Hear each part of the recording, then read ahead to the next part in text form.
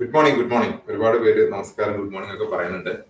Okay, എല്ലാവർക്കും okay ആണോ? എന്റെ ക്ലാസ് കറക്റ്റ് ആയിട്ട് കേൾക്കാനും കാണാനൊക്കെ പറ്റുന്നുണ്ടോ? ക്ലിയർ ആണല്ലേ? Okay, fine. അപ്പൊ നമുക്ക് നമ്മുടെ സെഷൻ സ്റ്റാർട്ട് ചെയ്യാം. ഓൾറെഡി കുറെ പേര് കൂടെ കയറിക്കൊണ്ടിരിക്കുകയാണ്. അപ്പൊ നമുക്കൊരു 2 minutes നമുക്ക് സെഷൻ സ്റ്റാർട്ട് ചെയ്യാം കേട്ടോ. ഓക്കെ ആണോ? ഓക്കെ.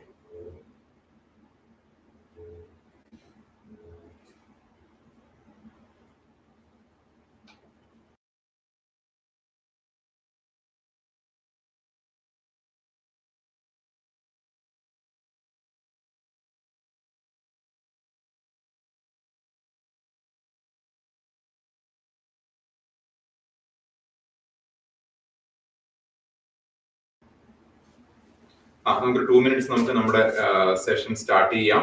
എല്ലാവരും റെഡി ആണെന്ന് വിചാരിക്കുന്നു. ഓക്കെ,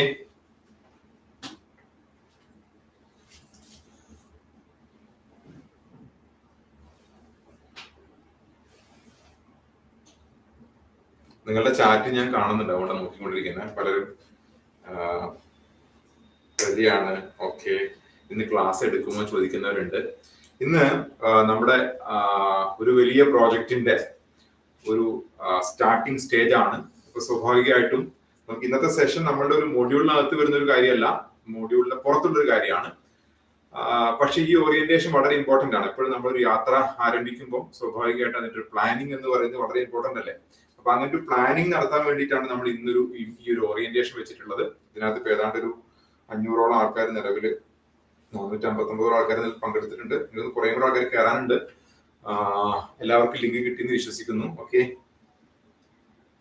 ഇന്ന് നമ്മളുടെ ഓറിയന്റേഷൻസ് ആണ്. ഈ പ്രോജക്റ്റ്, ഈ പ്രോഗ്രാം, ഈ ക്ലാസ്സസ്, അതിൽ എന്തൊക്കെ കാര്യങ്ങൾ നമ്മൾ പഠിക്കാൻ വേണ്ടി പോകുന്നു അതൊക്കെ നിങ്ങൾക്ക് മനസ്സിലാക്കണ്ടേ? വേണോ? എന്തൊക്കെയാണ് ഇനിയുള്ള ദിവസങ്ങൾ നിങ്ങൾ പഠിക്കാൻ പോകുന്ന കാര്യങ്ങൾ അത് മനസ്സിലാക്കാൻ പറ്റുന്ന ഒരു അവസരമാണ് ഇന്ന്. സോ അതുകൊണ്ട് നമുക്ക് ആ കാര്യങ്ങൾ സംസാരിക്കാം. ഗൂഗിൾ മീറ്റിലല്ല നമ്മുടെ സെഷൻസ് ഉള്ളത്. നിങ്ങളിപ്പോ ഇതിലാണ്, യൂട്യൂബിലുള്ളത്. അതുകൊണ്ടാണ് നിങ്ങൾ അതിനെക്കുറിച്ച് ബോധപ്പെടേണ്ട ആവശ്യമില്ല. ഈ സെഷൻസ് വരുന്നത് നമ്മൾ ഓൾറെഡി യൂട്യൂബിലാണ് സ്ട്രീം ചെയ്യുന്നത്. കാരണം നമുക്കറിയാം ഗൂഗിൾ മീറ്റിനകത്ത് ആൾക്കാർക്ക് കയറുന്നതിന് പരിധികളുണ്ട്. ഒരു 500-ന് മുകളിൽ ക്രൗഡ് ആകുമ്പോൾ ലിമിറ്റേഷൻസ് വരും. അതുകൊണ്ടാണ് നമ്മൾ കൂടുതൽ ആൾക്കാർ വരുന്നത്. ഇപ്പൊ തന്നെ 407 ആൾക്കാർ കയറിയിട്ടുണ്ട്. സോ നമുക്ക് നമ്മുടെ സെഷനിലേക്ക് പോവാം. അതിനു മുമ്പ് എനിക്ക് പറയാനുള്ളത്, പലരും ചോദിക്കാറുണ്ട് ഈ സിവിൽ സർവീസിന്റെ പ്രോഗ്രാം, ഈ 1 പഞ്ചായത്ത് 1 IAS പ്രോജക്റ്റ് വന്ന സമയത്ത് ഇത്തരം ഒരു പ്രോജക്റ്റ് വളരെ ചെറിയ പ്രായത്തിൽ തന്നെ കുട്ടികളെയും കൂടെ ഉദ്ദേശിച്ചുകൊണ്ടാണ് ഈ പ്രോഗ്രാം നമ്മൾ ചെയ്തിട്ടുള്ളത്. അപ്പൊ സോ ലൈഫില് ഈ ഇത്ര ചെറിയ പ്രായത്തിൽ പ്രിപ്പറേഷൻ ചെയ്യുന്നതിന്റെ അല്ലെങ്കിൽ പരിശീലനം നടത്തുന്നതിന്റെ ഒരു ഉദ്ദേശത്തെ കുറിച്ചെല്ലാം നമുക്ക് ഒരുപാട് ഡൗട്ട്സ് ഉണ്ടാവാം. സോ അതിനെ കുറിച്ച് നമുക്ക് സംസാരിക്കുന്നതിന് മുമ്പ് അത്തരം കാര്യങ്ങൾ കമ്മ്യൂണിക്കേറ്റ് ചെയ്യുന്ന ഒരു വീഡിയോ എന്ന് പറയുമ്പോൾ അത് 2020 ജൂണിൽ റിലീസ് ആയിട്ടുള്ള ഒരു മൂവിയാണ്. ആ മൂവി 2010 റിലീസ് ആയിട്ടുള്ള ഒരു മൂവിയായിരുന്നു. അതിന്റെ ഒരു സെക്കൻഡ് എഡിഷൻ ഇപ്പൊ 2025 ജൂണിൽ ഐമാക്സിലൂടെ റിലീസായി. അത് how to train a dragon എന്ന് പറയുന്ന ഒരു വളരെ രസകരമായിട്ടുള്ള ഒരു മൂവിയാണ്. എന്നെ വളരെയധികം ഇൻസ്പയർ ചെയ്ത മൂവിയാണ്. സമാനമായിട്ടുള്ള ഒരുപാട് സ്റ്റോറീസ് ഉണ്ട്. ഈ മൂവിയുടെ ഒരു ട്രെയിലർ കണ്ട ശേഷം നമുക്ക് നമ്മുടെ ബാക്കി കാര്യങ്ങളിൽ കടക്കാം. സോ ജസ്റ്റ് നമുക്ക് നോക്കാം.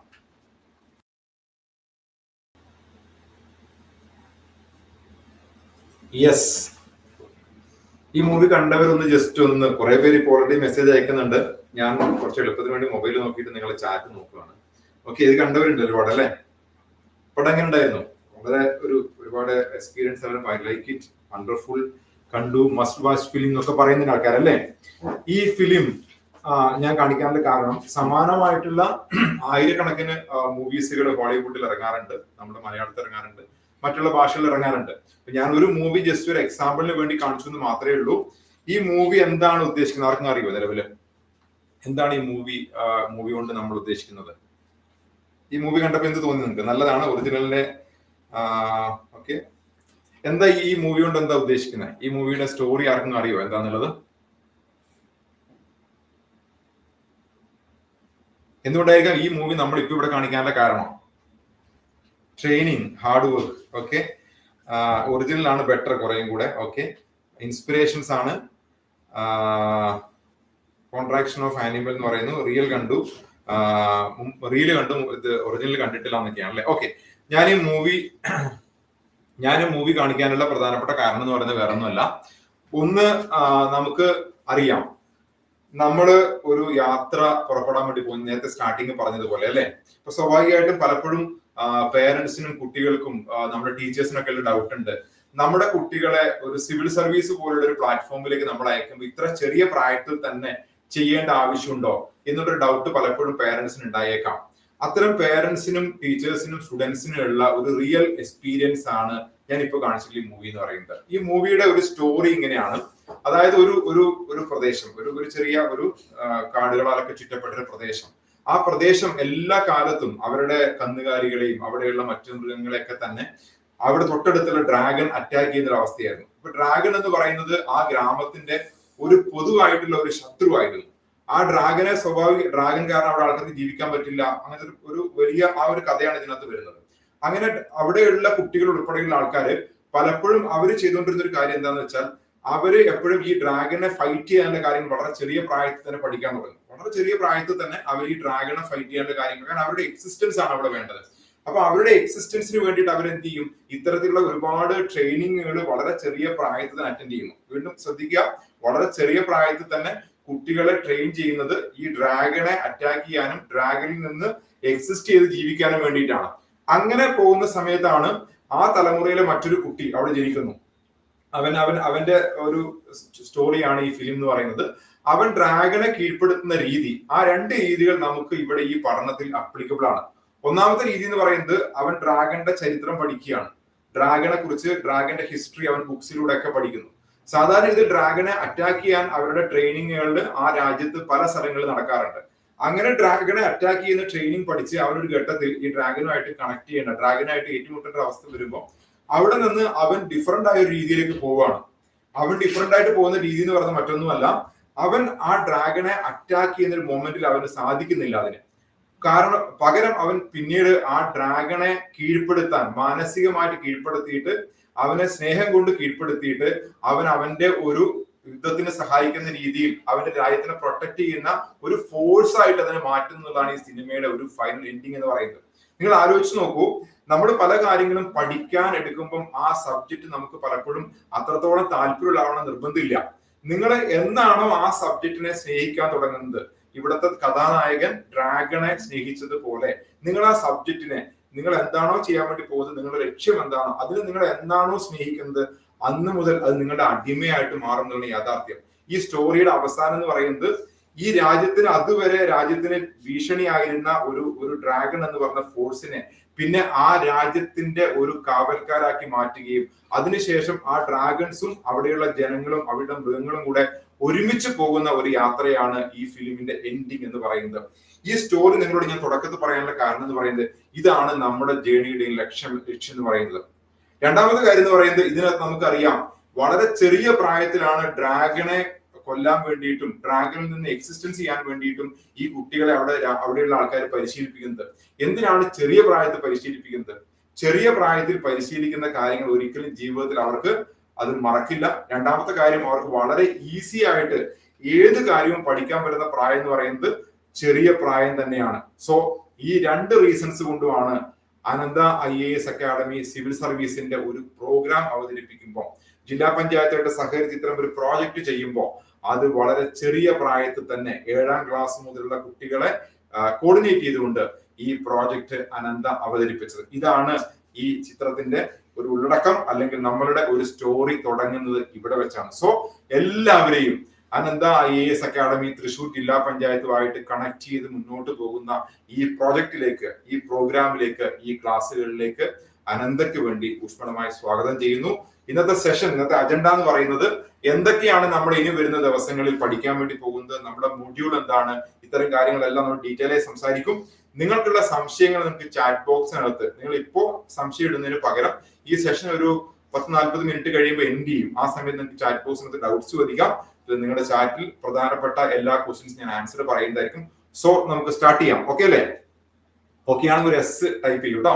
എല്ലാവരും ഓക്കെ ആണോ? ക്ലിയർ ആണോ? ഇതുവരെ പറഞ്ഞ കാര്യങ്ങള് ക്ലിയർ ആയവർ യെസ് എന്ന് ടൈപ്പ് ചെയ്യൂ. നിങ്ങളുടെ കുറെ എസ് കാണാൻ ഞാൻ വെയിറ്റ് ചെയ്യുന്നു. എന്റെ ശബ്ദം ക്ലിയർ ആണെന്ന് വിശ്വസിക്കുന്നു. അതുപോലെ എന്നെ കറക്റ്റ് ആയിട്ട് കാണാമെന്ന് വിശ്വസിക്കുന്നു. എല്ലാം ഓക്കെ ആണല്ലോ? Yes yes yes. ഒരു 100,000 മെസ്സുകൾ വരുന്നുണ്ട്. സോ എനിക്ക് തോന്നുന്നു എല്ലാവരും വളരെ ഹാപ്പിയാണ്. സൺഡേ ആണ്, നമുക്കറിയാം നമ്മൾ ഒരു പൊതുവെ റിലാക്സ് മൂഡിലായിരിക്കും എല്ലാവരും. സോ ഇതൊരു റിലാക്സേഷൻ ഉള്ള ഒരു എക്സസൈസ് ആയിട്ട് നമുക്ക് ഇതിനെ കാണാം.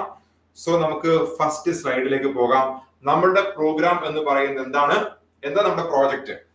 ഈ പ്രോജക്റ്റ് എന്ന് പറയുന്നത് അടുത്ത 5 വർഷത്തിനുള്ളിൽ തൃശ്ശൂർ ജില്ലയിലെ 94 പഞ്ചായത്തുകൾ, 94 പഞ്ചായത്ത് എന്ന് പറയുമ്പോൾ 86ഓളം പഞ്ചായത്തും 7 മുനിസിപ്പാലിറ്റിയും ഒരു കോർപ്പറേഷനിൽ നിന്നും ഓരോ പഞ്ചായത്തിൽ നിന്നും ഓരോ സിവിൽ സർവന്റുകാരനെ സൃഷ്ടിക്കുക, ഓരോ IAS കാരനെ ഉണ്ടാക്കിയെടുക്കുക, അല്ലെങ്കിൽ ഓരോ IPS കാരനെ ഉണ്ടാക്കിയെടുക്കുക എന്ന് പറയുന്ന ഇന്ത്യയിലെ ആദ്യത്തെ പ്രോജക്റ്റ് ആണ് നമ്മൾ തൃശ്ശൂർ ചെയ്യാൻ വേണ്ടി പോകുന്നത്.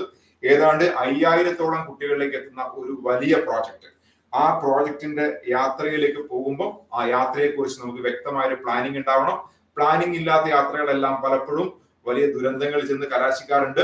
നിങ്ങളുടെ കരിയറുമായി ബന്ധപ്പെട്ട യാത്രയായതുകൊണ്ട് ഈ യാത്രയിലുടനീളമുള്ള കാര്യങ്ങൾ ഞാൻ ഈ മീറ്റിംഗിനകത്ത് കൃത്യമായിട്ട് പറയും. സോ നമ്മൾ ഫസ്റ്റ് ഡിസ്കസ് ചെയ്യാൻ വേണ്ടി പോകുന്ന പോയിന്റ് എന്ന് പറയുന്നത്, നമ്മളുടെ ടോപ്പിക് സിവിൽ സർവീസ് ആയതുകൊണ്ട് എന്താണ് സിവിൽ സർവീസ് എന്നതിനെ കുറിച്ചുള്ള ഒരു ബേസിക് കാര്യങ്ങൾ, പക്ഷെ നിങ്ങൾക്ക് അറിയുന്ന കാര്യങ്ങളായിരിക്കും, എന്നാലും അതിന്റെ കുറച്ച് ബേസിക് കാര്യങ്ങളിലേക്ക് പോവാം. സോ നമുക്ക് ഫസ്റ്റ് സ്ലൈഡ് നമുക്ക് കാണാം.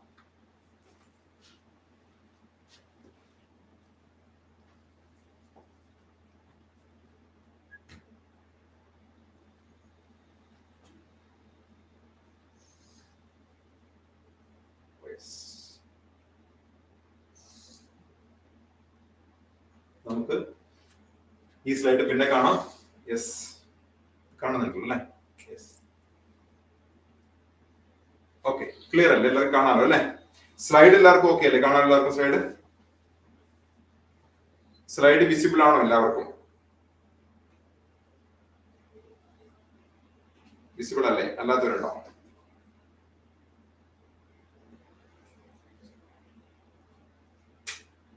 Okay, fine. തൽക്കാലം നമുക്ക് ഇത് വെച്ച് അഡ്ജസ്റ്റ് ചെയ്യാൻ കുഴപ്പമില്ല, കാരണം കുറച്ചും കൂടെ സൂം ചെയ്യാൻ പറ്റും നോക്കാം. യെസ്, ഒരു മിനിറ്റ് ഒന്ന് ജസ്റ്റ് വെയിറ്റ് ചെയ്ത് നിങ്ങൾക്ക് സ്ലൈഡ് ഒന്ന് ഷെയർ ചെയ്യും.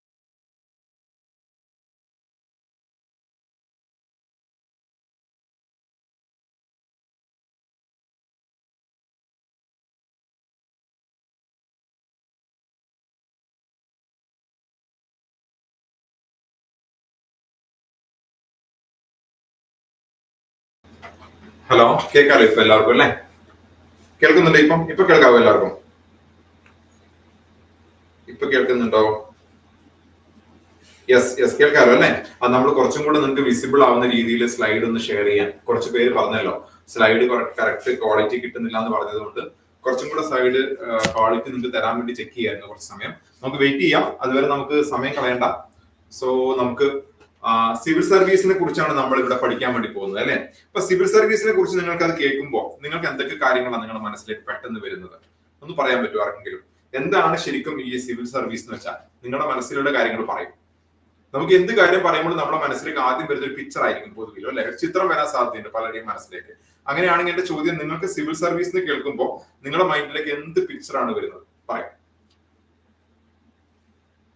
IAS വരുന്നവരുണ്ട്, IPS, പവർ എന്ന് വരുന്നവരുണ്ട്, കളക്ടർ എന്ന് വരുന്നവരുണ്ട്, കോൺസ്റ്റിറ്റ്യൂഷൻ എന്ന് വരുന്ന ആൾക്കാരുണ്ട്.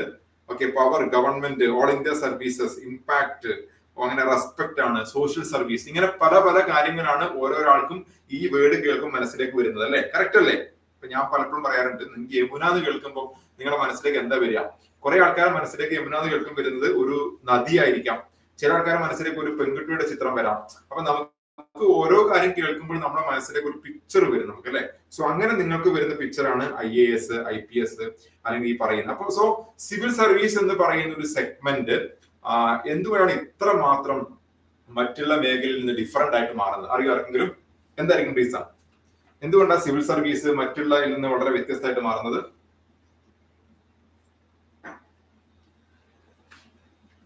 പറയൂ, എന്തുകൊണ്ടാണ്? എന്തുകൊണ്ടാണ് സിവിൽ സർവീസ് മാറുന്നത്? അത് പെർമനന്റ് ആണ്. Okay, serving for our country. അതായത് ഒരു ഇന്ത്യൻ സിറ്റിസണ് അയാളുടെ ലൈഫിൽ എത്തിപ്പെടാൻ വേണ്ടി പറ്റുന്ന ഏറ്റവും ടോപ്പ് മോസ്റ്റ് പോസ്റ്റുകളാണ് എന്ത്? സിവിൽ സർവീസ് എന്ന് പറയുന്നത്. ഇതിനേക്കാൾ വലിയൊരു പോസ്റ്റ് ഉണ്ടോ നിലവിൽ? ഇതിനേക്കാൾ വലിയൊരു സർവീസ് നമ്മുടെ മുമ്പിലുണ്ടോ? നിങ്ങൾക്ക് വല്ല സർവീസ് ഇതിനേക്കാൾ വലിയ സർവീസ് അറിയോ? ഓക്കെ, ഒരു പെർമനന്റ് ആയിട്ട് നമുക്ക് ലഭിക്കാവുന്ന ഏറ്റവും ടോപ്പ് മോസ്റ്റ് പോസ്റ്റ് ആണെന്ത്? Indian civil service. അതുകൊണ്ട് തന്നെ ഈ പോസ്റ്റ് വളരെ പ്രൗഢിയുള്ള, വളരെ പവർഫുൾ ആയ ഒരു പോസ്റ്റ് ആണ്. അതുകൊണ്ട് ഇതിന് ഇത്രയും കുട്ടികൾ ഇങ്ങനെ, എനിക്ക് നിങ്ങളുടെ ഒരു ആഗ്രഹം എന്താണെന്ന് ചോദിച്ചാൽ, നമ്മുടെ സ്കൂൾ കുട്ടികൾ മുതൽ മേൽക്കൂട്ടിലെ കുട്ടികൾ ഏറ്റവും കൂടുതൽ ആൾക്കാർ പറയുന്ന ഒരു മേഖലയാണ് സിവിൽ സർവീസ് എന്ന് പറഞ്ഞ മേഖല. അപ്പൊ ഈ സിവിൽ സർവീസിനെ സ്വാഭാവികമായിട്ട് നമ്മൾ സാധാരണഗതിയിൽ പറയുന്നത് എന്താണെന്നറിയോ?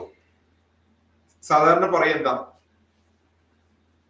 യെസ്, ഇന്ത്യയുടെ സ്റ്റീൽ ഫ്രെയിം എന്നാണ് പറയുക. ഇന്ത്യയുടെ സ്റ്റീൽ ഫ്രെയിം എന്നാണ് നമ്മൾ സിവിൽ സർവീസിനെ പറയുക. എന്തുകൊണ്ടാണ് ഇന്ത്യയുടെ സ്റ്റീൽ ഫ്രെയിം എന്ന് സിവിൽ സർവീസിനെ പറയുന്നത്? എന്തുകൊണ്ടായിരിക്കും? എന്തുകൊണ്ടാണ് പറയുന്നത് സ്റ്റീൽ ഫ്രെയിം എന്നുള്ളത്? അതായത് ഒരു രാജ്യത്തിന്റെ പോളിസി നടപ്പിലാക്കുന്ന, അഡ്മിനിസ്ട്രേഷൻ ചെയ്യുന്ന ഉദ്യോഗസ്ഥന്മാരാണ് ഇന്ത്യയുടെ നിലനിൽപ്പ് എന്ന് പറയുന്നത്. ഞാൻ പലപ്പോഴും പറയാറുണ്ട്, ഈ രാജ്യം ഇങ്ങനെ മുന്നോട്ട് പോകാനുള്ള ഏറ്റവും പ്രധാനപ്പെട്ട കാരണം എന്താ? ഈ രാജ്യം ഇങ്ങനെ മുന്നോട്ട് പോകണമെങ്കിൽ, അല്ലെ, നമ്മുടെ രാജ്യം ഒരു ഡെമോക്രാറ്റിക് കൺട്രിയാണ്, വളരെ മനോഹരമായ രാജ്യമാണ്. ഈ രാജ്യം ഇങ്ങനെ മുന്നോട്ട് പോകുന്നതിന് ഏറ്റവും പ്രധാനപ്പെട്ട കാരണം എന്തായിരിക്കും? നിങ്ങളുടെ അഭിപ്രായം എന്താ? പറയൂ, എന്തായിരിക്കും കാരണം? ഈ രാജ്യം ഇങ്ങോട്ട് മുന്നോട്ട് പോകുന്നതിന്റെ പ്രധാനപ്പെട്ട കാരണം എന്ന് പറയുന്നത് കോൺസ്റ്റിറ്റ്യൂഷൻ ആണ്. അതായത് നമ്മുടെ ഭരണഘടന എന്ന് പറയും. ഈ കോൺസ്റ്റിറ്റ്യൂഷനെ, ഇവിടെ കുറെ ഒരു ഉത്തരം അയക്കുന്നുണ്ട്, ഈ കോൺസ്റ്റിറ്റ്യൂഷനെ പ്രൊട്ടക്ട് ചെയ്യാന്ന് പറയുന്ന ഏറ്റവും പ്രധാനപ്പെട്ട ജോലി ചെയ്യുന്ന ആൾക്കാരാണ് ആര്? സിവിൽ സർവീസുകാർ എന്ന് പറയുന്നത്. ഇപ്പൊ രാജ്യത്തിന്റെ ഭരണഘടന സംരക്ഷിച്ചെങ്കിൽ എന്ത് വരും? എന്താണ് ഈ ഭരണഘടന എന്ന് വെച്ചാൽ നിങ്ങൾക്കറിയോ? എന്താണ് ഭരണഘടന? എത്ര പേർക്ക് അറിയാം? ഭരണഘടനയെ കുറിച്ച് നിങ്ങൾക്ക് എന്തറിയാം? ഒന്ന് പറയൂ. ഞാൻ വളരെ സിമ്പിൾ ആയ എക്സാമ്പിൾ പറയാം. കോൺസ്റ്റിറ്റ്യൂഷനെ കുറിച്ച് പറയുമ്പോൾ നിങ്ങൾ ഒക്കെ ഈ ക്രിക്കറ്റ് കളിക്കാറുണ്ടോ? എല്ലാവരും എന്തെങ്കിലും സ്പോർട്സ് ഐറ്റം ചെയ്യാറുണ്ടോ? ഇപ്പൊ നമ്മുടെ നാട്ടിലെ ക്രിക്കറ്റ് കളിക്കുന്ന ആൾക്കാരാണെങ്കിൽ നമ്മൾ ചെറിയ കണ്ടത്തിലോ ചെറിയ ചെറിയ സ്ഥലങ്ങളിലൊക്കെ കളിക്കുന്ന ആൾക്കാർ, നമ്മുടെ നാട്ടിൽ ഒരു ഈഡൻ ഗാർഡൻ പോലെയോ അല്ലെങ്കിൽ ലോഡ്സ് പോലുള്ള ഗ്രൗണ്ട് ഒന്നും ഉണ്ടാവില്ല. അപ്പൊ അങ്ങനെ ആകുമ്പോൾ സ്വാഭാവികമായിട്ട് നമ്മൾ ക്രിക്കറ്റ് കളിക്കുന്ന സമയത്ത് നമ്മൾ എന്ത് ചെയ്യും? നമ്മൾ അവിടെ ഒരു നിയമം ഉണ്ടാക്കും, അല്ലെ? എന്ത് നിയമം? നമ്മുടെ ഗ്രൗണ്ടിനനുസരിച്ചുള്ള നിയമം ഉണ്ടാക്കും, അല്ലെ? നമുക്കിപ്പോ അവിടെ നമ്മളൊക്കെ ചെറുപ്പത്തിൽ കളിക്കുമ്പോൾ തൊട്ടപ്പുറത്ത് വേറൊരാളുടെ പറമ്പായിരിക്കും. അപ്പൊ നമുക്ക് ഇവിടുന്ന് നേരെ നമ്മളെ എന്ത് ചെയ്യാൻ പറ്റില്ല, നമുക്ക് വലിയൊരു ഷോട്ട് കളിച്ചാൽ അപ്പുറത്തെ പറമ്പിൽ പോയി വീഴും, പിന്നെ ബോൾ കിട്ടില്ല. അപ്പൊ അങ്ങനെ ആകുമ്പോൾ സ്വാഭാവികമായിട്ട് നമ്മൾ എന്ത് ചെയ്യണം? നമ്മൾ അവിടെ പറ്റുന്ന ഒരു നിയമം ഉണ്ടാക്കണം. ആ നിയമത്തിനനുസരിച്ച കളി മുന്നോട്ട് പോവുക, അല്ലെ? അത് ചിലപ്പോൾ ബിൽഡിങ്ങിന് അപ്പുറത്ത് പോയാൽ ചിലപ്പോൾ ഔട്ടായിരിക്കും. നോർമൽ ഗ്രൗണ്ടിൽ അങ്ങനെയല്ലല്ലോ. എത്ര ഹൈറ്റ്സ് അടിക്കാൻ പറ്റും, 6 ആയിട്ട് മാറും. എത്ര ദൂരം പോയാൽ കൂടുതൽ സ്കോർ കിട്ടും, കൂടുതൽ റണ്ണ് കിട്ടും. പക്ഷെ ഇവിടെ നമ്മുടെ നിയമം നമ്മുടെ ഗ്രൗണ്ടിനനുസരിച്ചുള്ള നിയമമാണ്. അങ്ങനെ ഒരു നിയമം ഉണ്ടാക്കിയാൽ മാത്രമേ ആ കളി മുന്നോട്ട് പോകൂ. അതുപോലെ തന്നെ ഈ രാജ്യത്തിന്റെ പ്ലേ മുന്നോട്ട് പോകാൻ വേണ്ടി ഉണ്ടാക്കിയിട്ടുള്ള നിയമങ്ങളാണ് എന്ത്? നമ്മുടെ കോൺസ്റ്റിറ്റ്യൂഷൻ എന്ന് പറയുന്നത്. അപ്പൊ ഈ കോൺസ്റ്റിറ്റ്യൂഷൻ എന്ന് പറയുന്ന കാര്യം ഒരു രാജ്യത്തിന്റെ നിലനിൽപ്പിന്റെ പ്രശ്നമാണ്.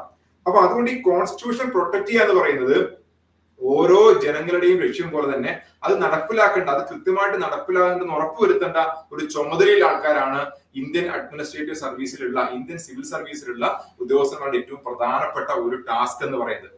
അതുകൊണ്ട് തന്നെ നമുക്ക് ഇന്ത്യയുടെ സ്റ്റീൽ ഫ്രെയിം എന്നാണ് സിവിൽ സർവീസുകാരെ നമ്മൾ വിളിക്കുക. സോ അതുകൊണ്ട് തന്നെ ഈ മേഖലയിലേക്ക് വരുന്ന ഓരോ ആൾക്കാരും അത്തരം മേഖലയിലേക്ക് വരുന്നതിന് മുമ്പ് അതിനാവശ്യമായ ട്രെയിനിങ്ങുകളും കാര്യങ്ങളൊക്കെ ലഭിച്ചു വരേണ്ടവരാണ്.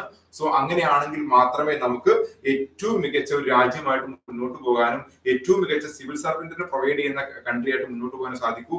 സോ അതാണ് സിവിൽ സർവീസിന്റെ ഏറ്റവും പ്രധാനപ്പെട്ട ഒരു കാര്യം എന്ന് പറയുന്നത്. ദെൻ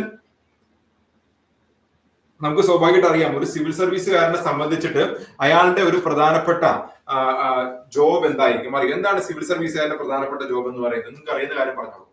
എന്താണ്? ഓക്കെ, എന്താണ് ഒരു സിവിൽ സർവീസുകാരന്റെ ആ സിവിൽ സർവീസ് എന്ന് പറയുമ്പോൾ പെട്ടെന്ന് നമുക്ക് നമ്മുടെ മനസ്സിലേക്ക് എന്തൊക്കെയാണ് ഒരു സിവിൽ സർവീസുകാരൻ ചെയ്യേണ്ടത്? ഇവിടെ കൃത്യമായിട്ട് കൊടുത്തിട്ടുണ്ട് ഒരു സിവിൽ സർവീസുകാരൻ ചെയ്യേണ്ട കാര്യങ്ങൾ, അല്ലെ?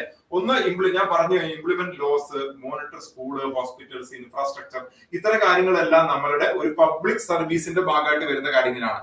ഇതൊക്കെ സ്വാഭാവികമായിട്ടും കൺട്രോൾ ചെയ്യേണ്ടത് ഒരു സിവിൽ സർവീസുകാരന്റെ ചുമതലയാണ്. ഇനിയിപ്പോ നമ്മളുടെ ഒരു ക്രൈസിസ് വന്നു കഴിഞ്ഞാൽ, ഒരു ക്രൈസിസ് നമ്മുടെ നാട്ടിലൊക്കെ ഫ്ലഡ് ഒക്കെ വന്നു കഴിഞ്ഞില്ലേ? ഇപ്പൊ നമ്മളിപ്പം തൃശ്ശൂരിൽ ഫ്ലഡ് ഒക്കെ വന്ന സമയത്ത് നമുക്കറിയാം, ഇവിടെ നമുക്ക് ആ സമയത്ത് ഡിസ്ട്രിക്ട് കളക്ടർ ഉണ്ടായിരുന്ന അനുപമ മേഡത്തെ കുറിച്ച് നമ്മൾ കേട്ടിട്ടില്ലേ? എന്താ അവർ ചെയ്തത്? അവരവരെ കൈക്കുഞ്ഞുമായിട്ട് ഇവിടുത്തെ ക്യാമ്പുകളിലേക്ക് വന്നിട്ട് ആൾക്കാരെ പ്രചോദിപ്പിക്കുകയും ആൾക്കാർക്ക് വേണ്ട കാര്യങ്ങൾ ചെയ്യുകയൊക്കെ ചെയ്തിട്ടില്ലേ? അപ്പൊ നിങ്ങൾ ആലോചിച്ച് നോക്കൂ, ഒരു ക്രൈസിസ് വരുമ്പോൾ, ഒരു ഡിസാസ്റ്റർ വരുമ്പോൾ, ഒരു പാൻഡമിക് വരുമ്പോൾ, എന്താ പാൻഡമിക് എന്ന് വെച്ചാൽ നമ്മുടെ നാട്ടിൽ കോവിഡ് വന്നു, അതുപോലെ തന്നെ അതിന് മുമ്പ് നിപ്പ വൈറസ് വന്നു, ഇങ്ങനെയുള്ള സിറ്റുവേഷൻസ് ഒക്കെ വരുന്ന സമയത്ത് ജനങ്ങൾക്ക് വേണ്ട എല്ലാ കാര്യങ്ങളും പ്രൊവൈഡ് ചെയ്യുന്ന ആൾക്കാർ ആരാണ്?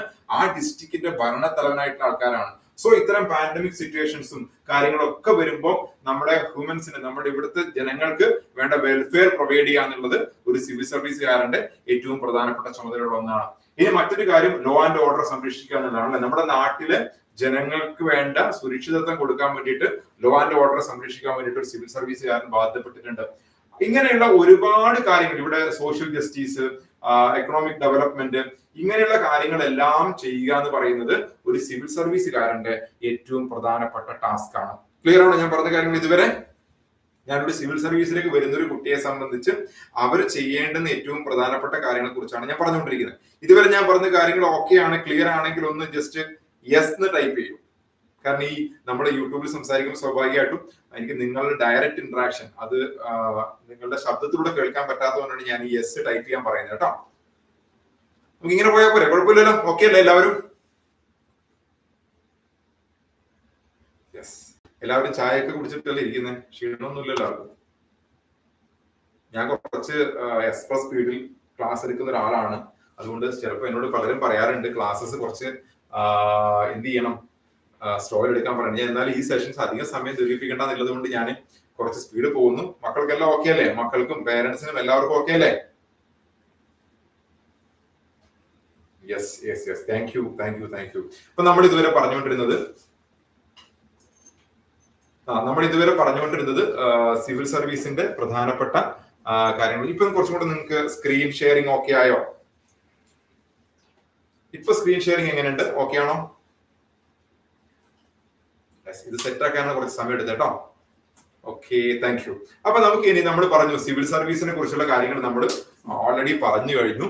ഇനി നിങ്ങൾക്ക് എന്താണ് ഇപ്പൊ സിവിൽ സർവീസിൽ വരുന്ന ഒരാളെ സംബന്ധിച്ച് എന്തൊക്കെ കാര്യങ്ങളാണ് പ്രധാനപ്പെട്ടെന്ന് പറഞ്ഞു. ഇനി നമുക്ക് സിവിൽ സർവീസ് എന്ന് പറയുമ്പോൾ അതിന്റെ കുറച്ച് കാര്യങ്ങളുണ്ട് അല്ലെ, അതിന്റെ എക്സാംസ്, ഇത് എപ്പോഴും എഴുതാം, ഇങ്ങനെയുള്ള സംശയങ്ങളൊക്കെ പല പേരൻസിന് ഉണ്ടായേക്കാം.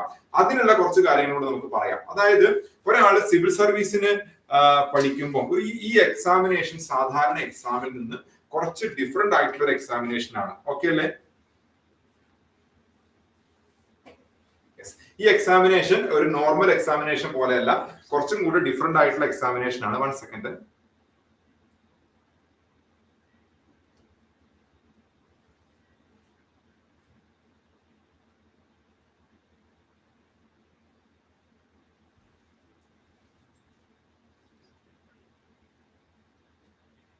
ഓക്കെ, അപ്പൊ ഈ എക്സാമിനേഷനെ കുറിച്ച് പറയുമ്പോൾ ഏറ്റവും പ്രധാനപ്പെട്ട കാര്യം എന്ന് പറയുന്നത് നമുക്ക് സിവിൽ സർവീസ് എക്സാമിനേഷൻസ് ഒരു 3 ലെവൽ ഓഫ് എക്സാമിനേഷൻസ് ആണ്. അതായത്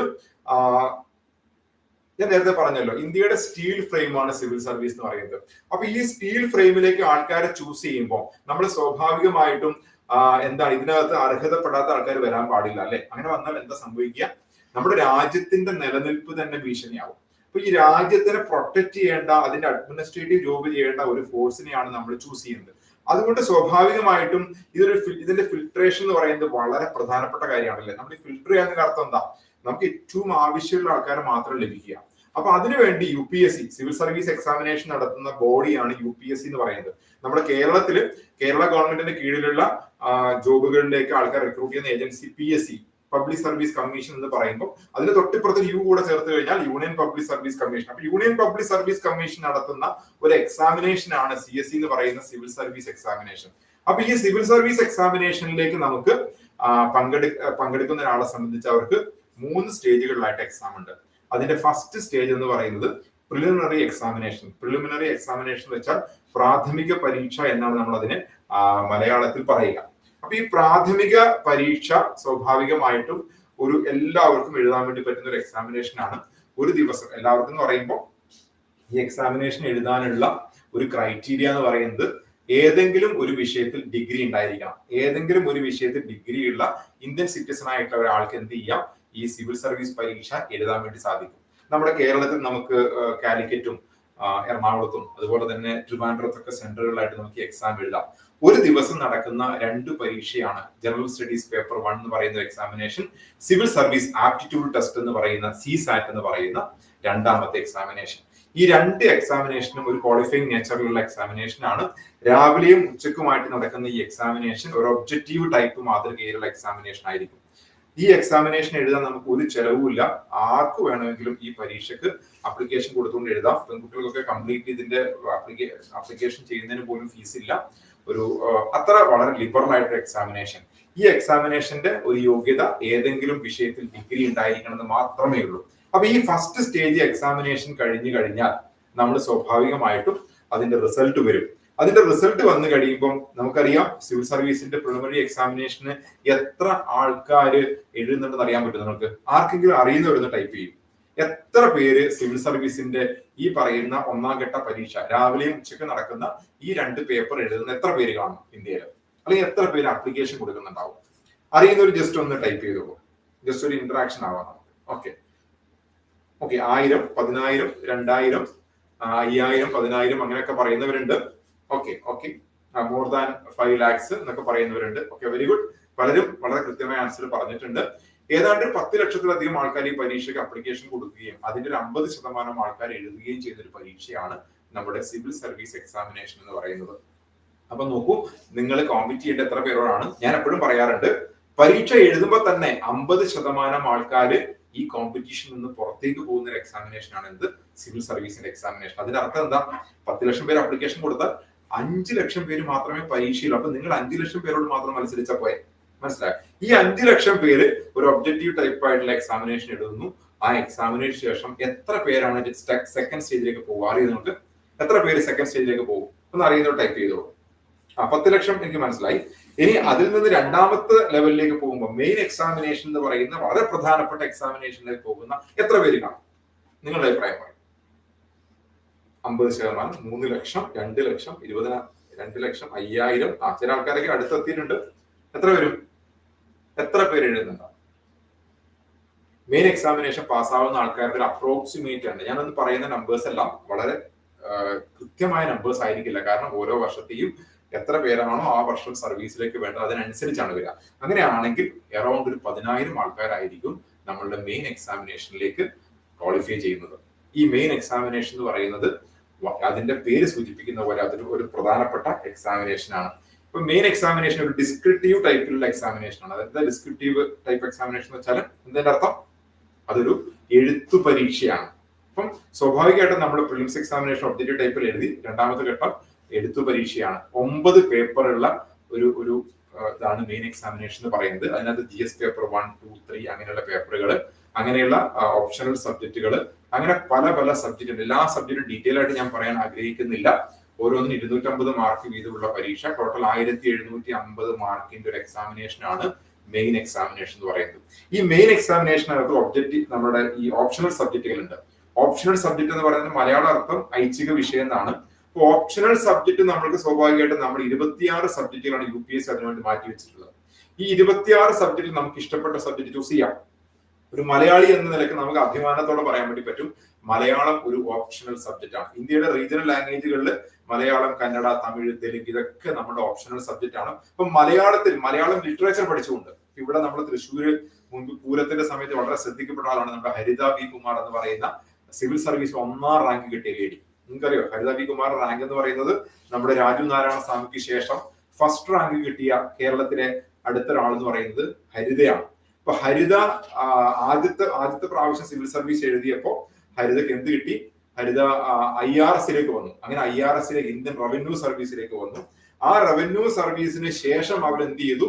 അവര് നേരെ പിന്നീട് വന്നത് ഒരു പ്രാവശ്യം കൂടെ അവർ കഷ്ടപ്പെട്ട് പഠിച്ചതിന്റെ ഭാഗമായിട്ട് അവർക്ക് ഇന്ത്യൻ അഡ്മിനിസ്ട്രേറ്റീവ് സർവീസ് തന്നെ ലഭിക്കുകയുണ്ടായി.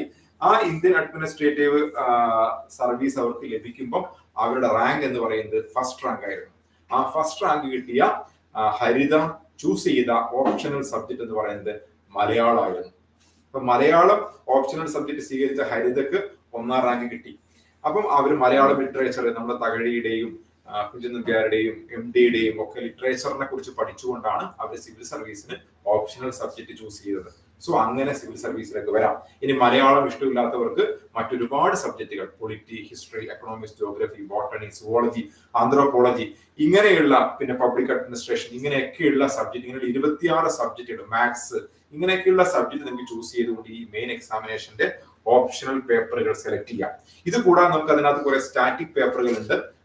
പൊളിറ്റി, ഹിസ്റ്ററി, എക്കണോമിക്സ്, ജോഗ്രഫി എന്നൊക്കെ പറയുന്ന സോഷ്യൽ സബ്ജക്റ്റുകൾ, പിന്നെ എത്തിക്സ്, ഇന്റഗ്രിറ്റി എന്നൊക്കെ പറയുന്ന ചില പേപ്പറുകൾ, ഇങ്ങനെയുള്ള എല്ലാ പേപ്പറും കൂടെ കൂടി വരുന്ന ഒരു മെയിൻ എക്സാമിനേഷൻ ഡീറ്റെയിൽ ആയിട്ട് നിങ്ങൾക്ക് വേണമെങ്കിൽ പിന്നീട് ഞാൻ അവസരത്തിൽ ഓരോ സിലബസും ഓരോ പേപ്പർ ബൈ പേപ്പർ നിങ്ങൾക്ക് ഞാൻ എക്സ്പ്ലെയിൻ ചെയ്ത് തരാം. സോ ഇതാണ് മെയിൻ എക്സാമിനേഷൻ. ഈ മെയിൻ എക്സാമിനേഷനും കൂടെ കഴിയുന്നതോടുകൂടി നമ്മൾ സിവിൽ സർവീസിന്റെ 2ാം ഘട്ടം കഴിയും.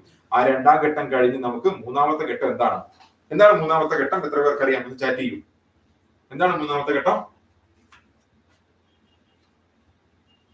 ഇവിടെ കൊടുത്തിട്ടുണ്ട്. 3ാമത്തെ ഘട്ടം എന്താണ്? ഇന്റർവ്യൂ ഓർ പേഴ്സണാലിറ്റി ടെസ്റ്റ് എന്ന് പറയുന്നത്. ഈ ഇന്റർവ്യൂ ഓർ പേഴ്സണാലിറ്റി ടെസ്റ്റ് എന്ന് പറയുന്നത് 275 മാർക്കുള്ള ഒരു ടെസ്റ്റ് ആണ്. ആദ്യത്തെ 2 പരീക്ഷ നമുക്ക് കേരളത്തിൽ വെച്ച് തന്നെ എഴുതാം. എന്നാൽ 3ാമത്തെ ടെസ്റ്റ് നമ്മൾ ഡൽഹിയിൽ പോയി അറ്റൻഡ് ചെയ്യണം. ഡൽഹിയിലേക്ക് പോകാനുള്ള ഫ്ലൈറ്റ് ടിക്കറ്റും കാര്യങ്ങളും ഗവൺമെന്റ് നമുക്ക് തരും. അതാണ് പ്രത്യേകത. നമുക്ക് ഏതെങ്കിലും മറ്റേ എക്സാമിനേഷൻ ഇന്ന് വരെ ആ എക്സാമിനേഷൻ എഴുതുമ്പോൾ കുട്ടികൾക്ക് ഗവൺമെന്റ് വല്ലതും കൊടുക്കാറുണ്ടോ? വല്ല എമൗണ്ടും അല്ലെങ്കിൽ അവരുടെ ട്രാവലിംഗ് എക്സ്പെൻസ് കൊടുക്കാറുണ്ടോ? ഒരിക്കലും കൊടുക്കില്ല. ബട്ട് എന്തുകൊണ്ടാണ് സിവിൽ സർവീസിന് പോകുന്ന കുട്ടികൾക്ക് ഈ 2 പരീക്ഷയും എഴുതി ജയിച്ചവർക്ക് 3ാമത്തെ പരീക്ഷയ്ക്ക് വേണ്ട ഫ്ലൈറ്റ് ടിക്കറ്റ് നിങ്ങൾ രജിസ്റ്റർ ചെയ്ത് കഴിഞ്ഞാൽ flight ticket, up and down flight ticket government provide ചെയ്യാറുണ്ട്. അതിന് കാരണം എന്താ? അത്രത്തോളം വാല്യുബിൾ ആയിട്ടില്ല. ഒരു സ്റ്റേറ്റ് പോലും അവരുടെ സ്റ്റേറ്റിൽ നിന്നുള്ള സിവിൽ സർവീസിലേക്ക് എത്തിപ്പെടുന്ന ആൾക്കാർക്ക് അത്രയും കരുതലോടെയാണ് അവരെ കാണുന്നത്. അതുകൊണ്ട് ഈ പേഴ്സണാലിറ്റി ടെസ്റ്റ് എന്ന് പറയുന്നത് അത്ര എളുപ്പമുള്ള കാര്യമല്ല. അത് ഡൽഹിയിൽ പോയി അറ്റൻഡ് ചെയ്യണം. 5 പാനൽ ബോർഡിന്റെ മുമ്പിലേക്ക് നമ്മൾ പോവുകയാണ്. അവിടെ പോയി കഴിയുമ്പോൾ സ്വാഭാവികമായിട്ട് എന്താ അവിടെ ചെക്ക് ചെയ്യുക? നിങ്ങൾക്ക് എന്താ തോന്നുന്നത്? അവിടെ ഒരു ഇന്റർവ്യൂവിന് പോയ നോർമലി എന്തൊക്കെ ചോദ്യങ്ങളാണ് ചോദിക്കുക നിങ്ങൾക്ക് അറിയോ? എന്നാൽ സാധാരണയിൽ നിന്ന് വ്യത്യസ്തമായിട്ട് സിവിൽ സർവീസ് ഇന്റർവ്യൂ എന്ന് പറയുന്നത് നിങ്ങളുടെ ഇന്റഗ്രിറ്റി അളക്കുന്ന ഒരു സംഭവമാണ്. എന്താ ഇന്റഗ്രിറ്റി എന്ന് പറയുന്നത്? നമുക്ക് അറിയാത്തൊരു കാര്യത്തെ കുറിച്ച് അറിയില്ല എന്ന് പറയാനുള്ള കഴിവ്, അല്ലെ? അതല്ലേ ശരി? അങ്ങനെ ഇന്റഗ്രിറ്റി അളക്കുന്ന ഒരു എക്സാമിനേഷൻ ആണ് നമ്മളുടെ ഇന്റർവ്യൂ ഓർ പേഴ്സണൽ ടെസ്റ്റ്. രസകരമായ ഒരുപാട് ഇന്റർവ്യൂ എക്സ്പീരിയൻസ് ഉണ്ട്. ഞാൻ കഴിഞ്ഞ വർഷം നമ്മുടെ കൂടെ ഉണ്ടായിരുന്ന ഹരികൃഷ്ണന്റെ ഇന്റർവ്യൂവിനകത്ത് ഹരികൃഷ്ണൻ പറയുന്ന ഒരു കാര്യം ഞങ്ങൾ യൂട്യൂബിനകത്ത് പബ്ലിഷ് ചെയ്തിട്ടുണ്ട്.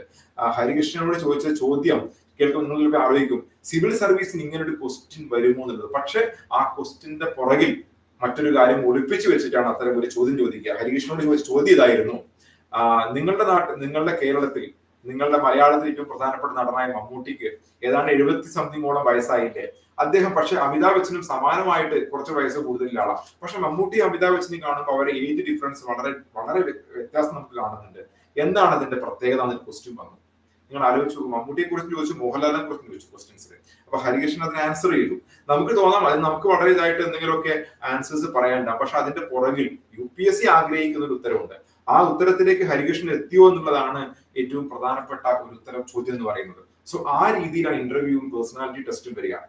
മുമ്പെപ്പോഴും നമ്മുടെ സിവിൽ സർവീസ് 1ാം റാങ്ക് കിട്ടിയ രാജനാരായണ സ്വാമി ഒരു പ്രോഗ്രാമിനകത്ത് പറയുന്നത് ഞാൻ കേട്ടിട്ടുണ്ട്. അദ്ദേഹത്തോട് UPSCയുടെ ഇന്റർവ്യൂ ബോർഡിൽ ആൾക്കാർ ചോദിച്ച ചോദ്യം ഉണ്ടായിരുന്നു: നിങ്ങൾ എത്ര സ്റ്റെപ്പ് ചവിട്ടിയിട്ടാണ് UPSCയുടെ ഈ ഇന്റർവ്യൂവിന്റെ പാനൽ ബോർഡിന്റെ മുമ്പിലേക്ക് വന്നെത്തിയെന്നുള്ളത്. അപ്പൊ അദ്ദേഹം അതിന് വളരെ കൃത്യമായ ഒരു ആൻസർ പറഞ്ഞു. നമുക്ക് ആർക്കെങ്കിലും ഇന്റർവ്യൂവിന് പോകുമ്പോൾ നമ്മൾ എത്ര സ്റ്റെപ്പ് ചവിട്ടിയിട്ടാണ് ഇന്റർവ്യൂ പാനൽ ബോർഡിന്റെ മുമ്പിലേക്ക് പോകുന്നത് നമുക്ക് നേരത്തെ മനസ്സിലാക്കാൻ പറ്റും. അതങ്ങനെ ഓർത്തെടുക്കാൻ വേണ്ടി പറ്റും. നമ്മൾ അതിനുവേണ്ടി സമയം കളയും ഇല്ല. പക്ഷെ ആ ചോദ്യം ഇതായിരുന്നു: എത്ര സ്റ്റെപ്പ് നിങ്ങൾ ചവിട്ടിയിട്ടാണ് എത്തിയത്? അപ്പൊ അതിന് രാജനാരായണ സ്വാമി പറഞ്ഞ ആൻസർ: ഞാൻ 35 സ്റ്റെപ്പ് ചവിട്ടിയിട്ടാണ്. 30 സ്റ്റെപ്പ് മാത്രമേ ഞാൻ ചവിട്ടിയിട്ടുള്ളൂ, ബാക്കി സ്റ്റെപ്പ് ഞാൻ പലപ്പോഴും ചാടിക്കടന്നിട്ടാണ് വന്നത്. സോ ഇങ്ങനെയുള്ള ആൻസേഴ്സ്, ഒരാളുടെ IQ ടെസ്റ്റ് ചെയ്യുന്ന ഒരുപാട് ആൻസേഴ്സും ക്വസ്റ്റ്യൻസും വരുന്ന ഒരു വേദിയാണ് നമ്മളുടെ പേഴ്സണാലിറ്റി ടെസ്റ്റ്. സിമ്പിൾ ആയ ചോദ്യങ്ങൾ മുതൽ വളരെ കോംപ്ലിക്കേറ്റഡ് ആയ ക്വസ്റ്റ്യൻസ് വരാൻ സാധ്യതയുള്ള ഒരു വേദിയാണ് ഇന്റർവ്യൂ. സോ ഈ 3 സ്റ്റേജുകൾ കഴിയുമ്പോൾ സ്വാഭാവികമായിട്ടും ഈ 3 സ്റ്റേജിന് ശേഷമാണ് ഒരാൾ ഈ സിവിൽ സർവീസിലേക്ക് സെലക്ട് ചെയ്യപ്പെട്ടു എന്നുള്ള കാര്യങ്ങൾ നമ്മൾ സ്വാഭാവികമായിട്ടും നമ്മൾ മനസ്സിലാക്കുക. ഈ 3 സ്റ്റേജ് കഴിയുന്ന ആൾ പിന്നീട് സെലക്ട് ചെയ്യപ്പെട്ടാൽ അവർ സ്വാഭാവികമായിട്ടും ഇന്റർവ്യൂവിന് ശേഷം അവര് ട്രെയിനിങ്ങിലേക്ക് പോകും. ആ ട്രെയിനിങ്ങിന് ശേഷമാണ് അവര് സിവിൽ സർവീസിന്റെ വ്യത്യസ്ത മേഖലയിലേക്ക് വരുന്നത്. സിവിൽ സർവീസിന്റെ വ്യത്യസ്ത മേഖല എന്ന് പറയുമ്പോൾ സ്വാഭാവികമായിട്ടും നമുക്കറിയുന്ന മേഖല IAS ആണ്, IPS ആണ്, IFS ആണ്, IRS ആണ്. ഈ 4 മേഖല മാത്രമാണോ സിവിൽ സർവീസ് എന്നുള്ളത്? ഞാൻ ഈ പറഞ്ഞ 4 മേഖല അല്ലാതെ സിവിൽ സർവീസിനെ കുറിച്ച് അറിയുന്ന ആൾക്കാർ ഒന്ന് ടൈപ്പ് ചെയ്യാൻ പറ്റുമോ? ഞാൻ ഈ പറയുന്ന കാര്യങ്ങളല്ലാതെ അറിയുന്നവർക്കൊന്ന് ടൈപ്പ് ചെയ്യാം. IAS, IPS, IFS, IRS ഒക്കെ ഞാൻ പറഞ്ഞു കഴിഞ്ഞു. ഇതല്ലാതെ വേറെ ഏത് മേഖലയുള്ളത് ഒന്ന് പറയാം. യെസ്, എനിക്കറിയാം, പറഞ്ഞോളൂ. I don't know. ഓക്കെ, വേറെ എന്തെങ്കിലും കാര്യം അറിയുന്നവരുണ്ടോ? പലരും ടൈപ്പ് ചെയ്യുന്നുണ്ട്. Yes, okay. എനിക്ക് തോന്നുന്നു മിക്കവാറും ആൾക്കാർക്ക് എല്ലാം അറിയുന്ന ഒരു മേഖല എന്ന് പറയുന്നത് സിവിൽ സർവീസിൽ IAS, IPS, IFS, IRS ആണ്.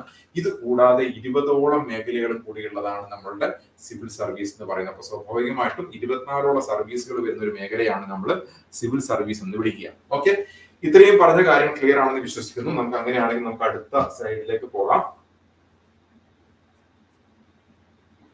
യെസ്, സിവിൽ സർവീസിന്റെ മേഖലകളെ കുറിച്ചാണ് പറയുന്നത്. ഇത് ഞാൻ ഓൾറെഡി പറഞ്ഞു കഴിഞ്ഞ കാര്യങ്ങളാണ്. ഇതൊക്കെ സിവിൽ സർവീസിൽ വരുന്ന കാര്യങ്ങളാണ്. നിങ്ങൾക്ക് ഇപ്പൊ തോന്നുന്നു നിങ്ങൾ ബൈഹേർട്ട് ചെയ്ത് വെക്കണ്ട, നിങ്ങൾക്ക് ഇതെല്ലാം നിങ്ങൾക്ക് ഓൾറെഡി പിന്നീട് അവൈലബിൾ ആവും. നിങ്ങൾ കുട്ടികളാണ്, അപ്പൊ ഒരുപാട് കാര്യങ്ങൾ ഡീറ്റെയിൽ ആയിട്ട് ബൈഹേർട്ട് ചെയ്ത് പഠിച്ചു വെക്കേണ്ട ആവശ്യമില്ല. ഇതൊക്കെ നമ്മുടെ സിവിൽ സർവീസിലേക്ക് വരുന്ന മേഖലകളാണ്. ഇനി സ്വാഭാവികമായിട്ടും എന്താണ് നമ്മൾ ഇതിനകത്ത്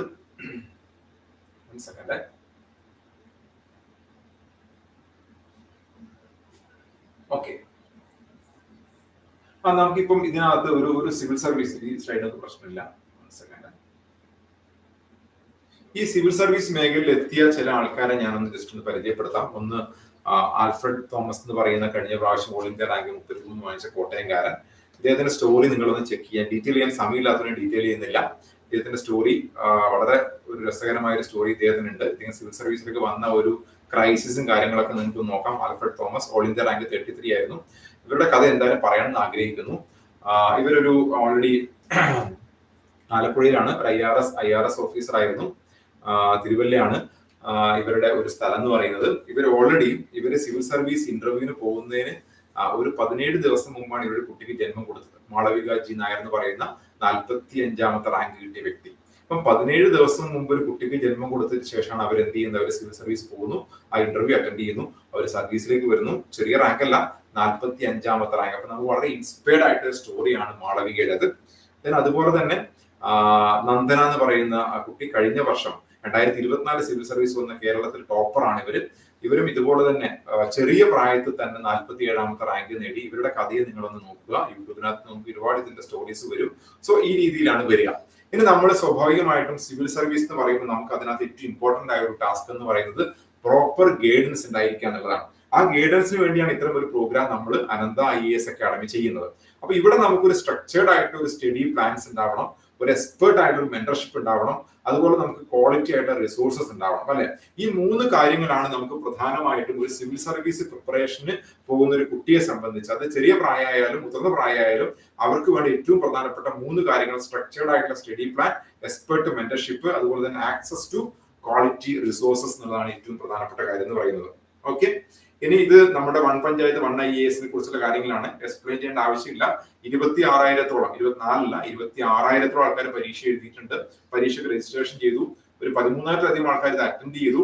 അതിൽ 1034 കുട്ടികൾക്ക് 100% സ്കോളർഷിപ്പും, പിന്നീട് വരുന്നവർക്ക് 50% സ്കോളർഷിപ്പും, അതിനുശേഷം വരുന്നവർക്ക് 25% സ്കോളർഷിപ്പും നൽകുന്ന ഇന്ത്യയിലെ തന്നെ ആദ്യത്തെ ഏറ്റവും വലിയ സിവിൽ സർവീസ് പ്രോജക്റ്റ് ആണ് തൃശ്ശൂർ ജില്ലാ പഞ്ചായത്തുമായിട്ട് അനന്ത IAS അക്കാദമി ചെയ്യുന്നത്. ഓക്കെ, ഡീറ്റെയിലേക്ക് പോകുന്നത്. ഇനി ഞാൻ നേരെ പോകുന്നത്, ഇതുവരെ പറഞ്ഞ കാര്യങ്ങളെല്ലാം ഓക്കെ ആണോ? എല്ലാവർക്കും ക്ലിയർ ആണ്? എങ്കിലും ഒരു എസ് പറയോ? ഇതുവരെ പറഞ്ഞ കാര്യങ്ങളെല്ലാം ഓക്കെ ആണോ എല്ലാവർക്കും?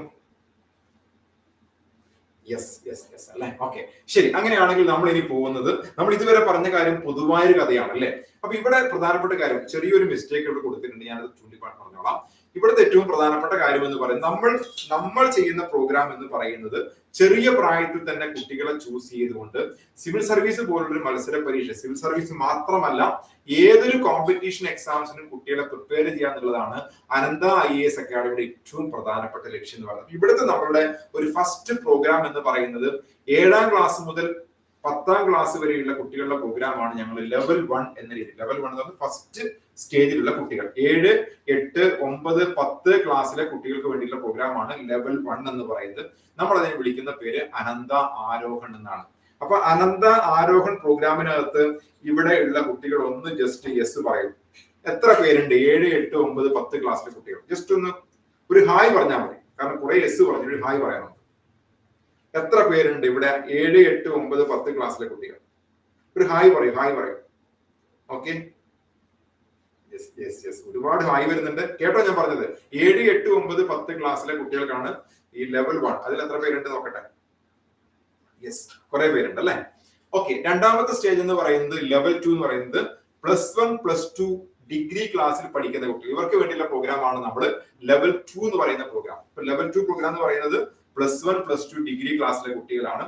ഇനി ഒരു പ്രോഗ്രാം കൂടെ നമുക്കുണ്ട്. അത് അത്തരം ആൾക്കാർ ഇവിടെ ഉണ്ടാവണമെന്നില്ല. അത് ലെവൽ 3 ആണ്. അതായത് ഡിഗ്രി കഴിഞ്ഞ കുട്ടികൾക്ക് വേണ്ടിയിട്ടുള്ള പ്രോഗ്രാം. ഞാൻ നേരത്തെ പറഞ്ഞല്ലോ, സിവിൽ സർവീസിന്റെ പരീക്ഷ എഴുതുന്ന കുട്ടികൾ മിനിമം ഡിഗ്രി ക്വാളിഫൈഡ് ആയിരിക്കണം. അപ്പൊ ഡിഗ്രി കഴിഞ്ഞ കുട്ടികൾ അടുത്ത വർഷമോ അതിനടുത്ത വർഷമോ ഒക്കെ സർവീസിലേക്ക് പോകേണ്ടുന്ന കുട്ടികളാണ്. അപ്പൊ അവർക്കുള്ള കോച്ചിങ് ആണ് നമ്മൾ PCM പ്രോഗ്രാം അല്ലെങ്കിൽ പ്രിലിംസ് കം മെയിൻസ് ബാച്ച് എന്ന് പറയും. നേരത്തെ ഞാൻ പറഞ്ഞില്ല, നമ്മുടെ ഒരു 3 സ്റ്റേജ് ആണ് എക്സാമിന്. പ്രിലിംസ് ഉണ്ട്, മെയിൻസ് ഉണ്ട്, ഇന്റർവ്യൂ ഉണ്ട്. അപ്പൊ അതില് PCM എന്ന് പറയുന്ന പ്രോഗ്രാമിന് ആണ് 3ാമത്തെ ലെവൽ എന്ന് നമ്മൾ പറയുന്നത്. അപ്പൊ നമ്മൾ ഇവിടെ സംസാരിക്കാൻ വേണ്ടി പോകുന്നത് ഇവിടെയുള്ള കുട്ടികൾ മിക്കവാറും ആൾക്കാരെല്ലാം തന്നെ ലെവൽ 1ഉം ലെവൽ 2ലും വരുന്ന ആൾക്കാരാണ്. ഇപ്പൊ ലെവൽ 1, ലെവൽ 2 എന്താണെന്ന് മനസ്സിലായി? എല്ലാവർക്കും ക്ലിയർ ആണോ?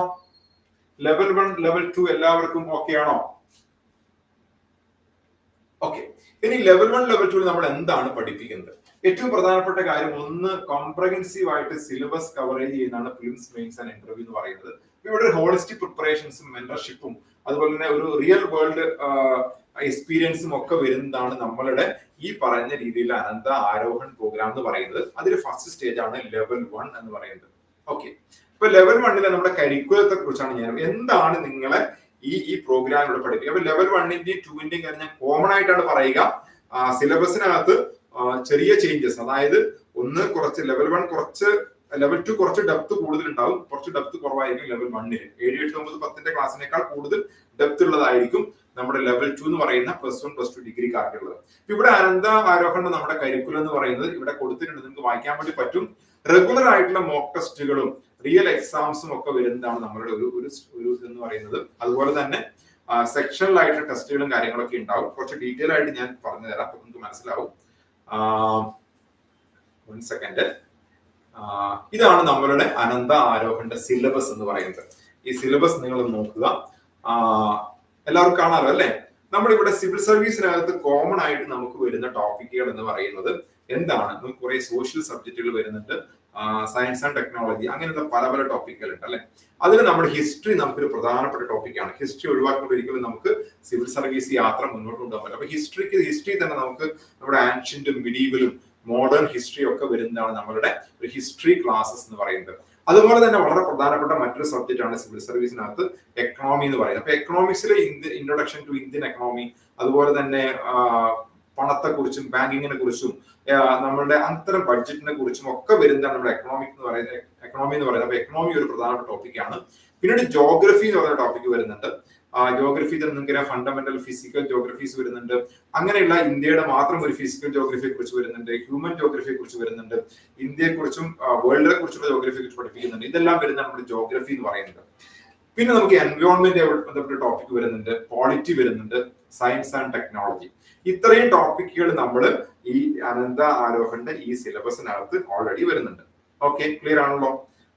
അപ്പൊ ഇവിടെ നമ്മുടെ ഒരു ക്ലാസ് പോകുന്നത് എങ്ങനെയാണെന്ന് ഞാൻ പറഞ്ഞു തരാം. നമുക്ക് നമ്മുടെ ക്ലാസ്സുകൾ 7, 8, 9, 10 ക്ലാസിന്റെ കുട്ടികളുടെ ഒരു ക്ലാസ് എന്ന് പറയുന്നത് 2.5 മണിക്കൂർ വീതമുള്ള സെഷൻസ് ആണ്.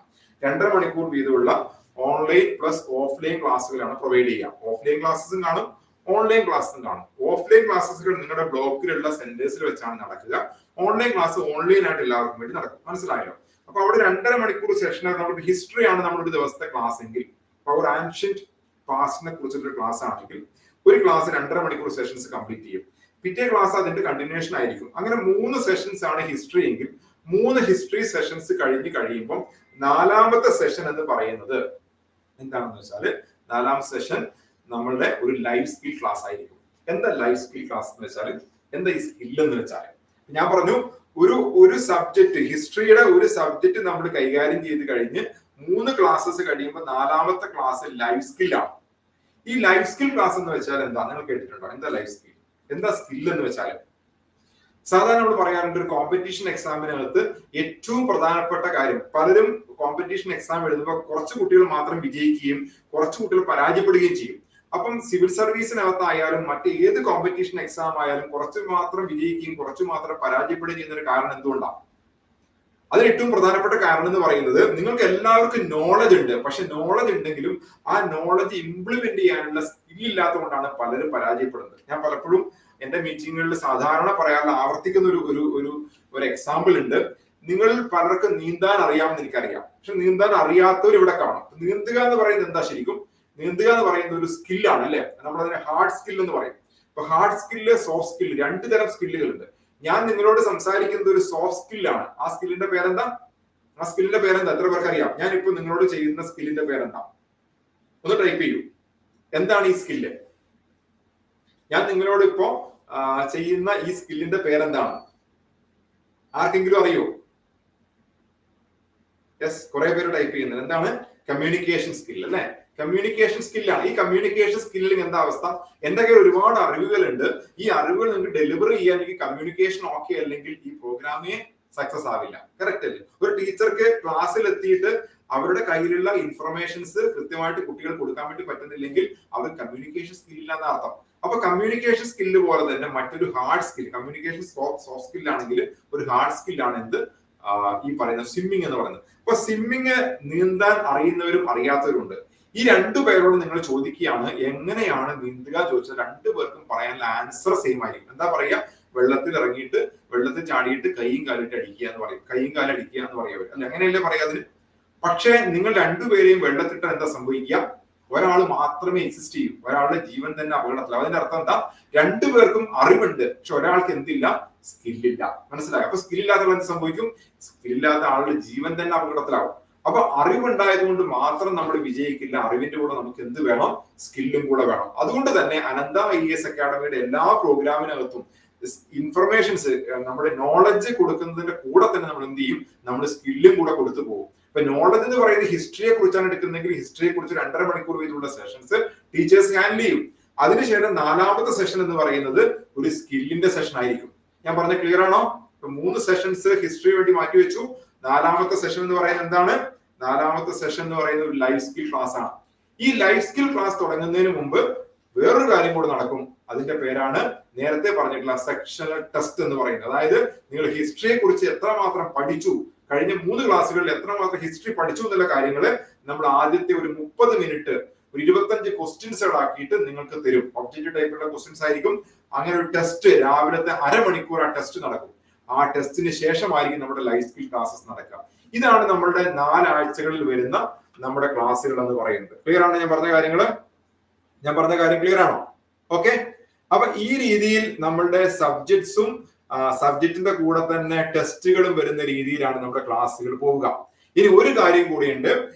നമുക്കറിയാം നമ്മുടെ കുട്ടികളെ സംബന്ധിച്ച് ഏറ്റവും പ്രധാനപ്പെട്ട കാര്യം ഇന്നത്തെ കാലഘട്ടത്തിനകത്ത് നമുക്ക് ഏറ്റവും കൂടുതൽ കാണപ്പെടുന്ന ഒരു കാര്യം എന്ന് പറയുന്നത് മെന്റൽ ഹെൽത്ത് കീപ്പ് ചെയ്യാന്നുള്ളതാണ്, അല്ലെ?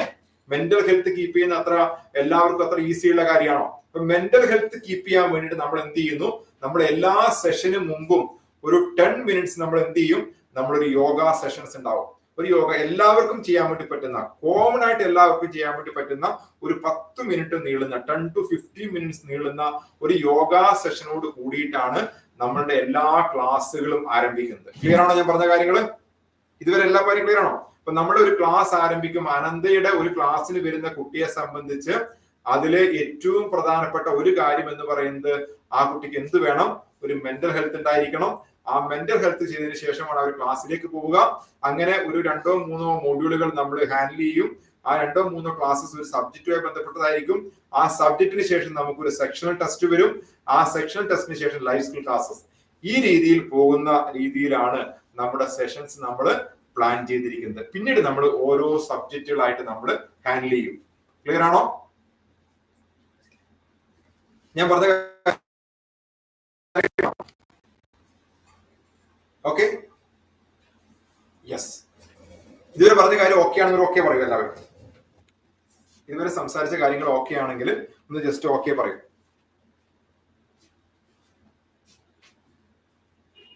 ഓക്കെ അല്ലേ? എല്ലാവർക്കും ക്ലിയർ അല്ലേ?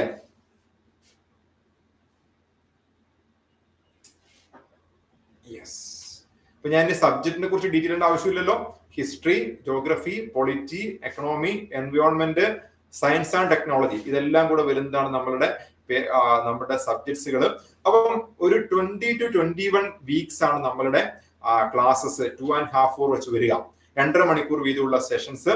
അതിനുശേഷം നമ്മൾ ഇത് ഞാൻ ഡീറ്റെയിൽ ചെയ്യുന്നില്ല, 1 സെക്കൻഡ്, ഓൺലൈൻ ആയിട്ട് മാത്രം നമുക്ക്, അതായത് ഈ ബാക്കിയുള്ള സെഷൻസ് 2.5 മണിക്കൂർ സെഷൻസ് ആയതുകൊണ്ട് ചില സെഷൻസ് നമ്മൾ അങ്ങനെ അല്ലാത്ത രീതിയിൽ നമ്മൾ ഓൺലൈനിൽ മാത്രം നമ്മൾ ചെയ്യുന്നുണ്ട്. അത്തരം സെഷൻസ് എന്ന് പറയുന്ന ഒന്ന് സൊസൈറ്റി എന്ന് പറഞ്ഞ ഒരു ടോപ്പിക് വരുന്നുണ്ട്, ഗവേണൻസ് വരുന്നുണ്ട്, സോഷ്യൽ ജസ്റ്റിസ് വരുന്നുണ്ട്, ഇന്റേണൽ സെക്യൂരിറ്റി വരുന്നുണ്ട്, ആർട്ട് ആൻഡ് കൾച്ചർ വരുന്നുണ്ട്, ഡിസാസ്റ്റർ മാനേജ്മെന്റ് വരുന്നുണ്ട്, എത്തിക്സ് ആൻഡ് സിസാറ്റ്. ഇത്രയും പേപ്പറുകൾ. ഇത് കൂടാതെ നേരത്തെ ഞാൻ പറഞ്ഞു ബാക്കിയുള്ള സെഷൻസ് ഓൺലൈൻ പ്ലസ് ഓഫ്ലൈൻ ആണെങ്കിൽ ഓൺലൈനിൽ മാത്രമായിട്ട് നമ്മുടെ സബ്ജക്റ്റിന് നമ്മൾ പ്രോമിസ് ചെയ്ത 21 ക്ലാസ് കൂടാതെ ഒരു 7ഓളം സെഷൻസും കൂടെ നമ്മൾ എന്ത് ചെയ്യും, നമ്മൾ ഓൺലൈൻ ആയിട്ട് ഇവിടെ കുട്ടികൾക്ക് എക്സ്ട്രാ പ്രൊവൈഡ് ചെയ്യും. ക്ലിയർ ആണല്ലോ? ഇത്രയും കാര്യങ്ങളാണ് ഒരു വർഷം ഒരു കുട്ടിക്ക് വരുന്നത്. യോഗ, നമ്മളുടെ ഓരോ സബ്ജക്റ്റ്, അതുപോലെ തന്നെ ഈ പറയുന്ന രീതിയിലുള്ള നമ്മുടെ ക്ലാസ്സുകൾ, ടെസ്റ്റുകൾ, ലൈഫ് സ്കിൽസ് സെഷൻ, ഇതെല്ലാം കൂടെ വരും. ഇത് കൂടാതെ ഒരു സെഷനും കൂടെ കുട്ടികൾക്ക് നമുക്ക് യൂട്യൂബിലൂടെ ഞങ്ങൾ പ്രൊവൈഡ് ചെയ്യും. അത് വീക്ക്ലി ആണ്.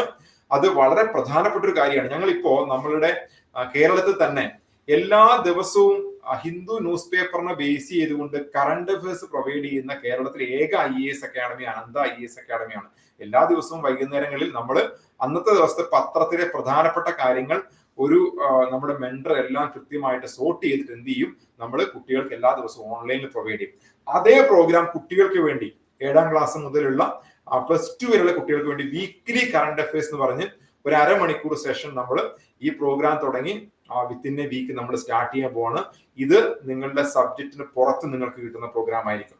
ഇത്രയും പ്രോഗ്രാമുകൾ കൂടുന്നതാണ് നമ്മളുടെ അനന്തയുടെ ഈ പറയുന്ന 7 മുതൽ ഡിഗ്രി വരെ വരുന്ന കുട്ടികളുടെ ക്ലാസ്സസ് എന്ന് പറയുന്നത്. ഇത് കൂടാതെ മുമ്പ് നമ്മൾ പറഞ്ഞിട്ടുണ്ടായിരുന്നു കളക്ടറേറ്റ് വിസിറ്റ്, റിയൽ ടൈം ആയിട്ട് നിങ്ങൾക്ക് ലഭിക്കേണ്ട ചില എക്സ്പീരിയൻസ് ഉണ്ട്.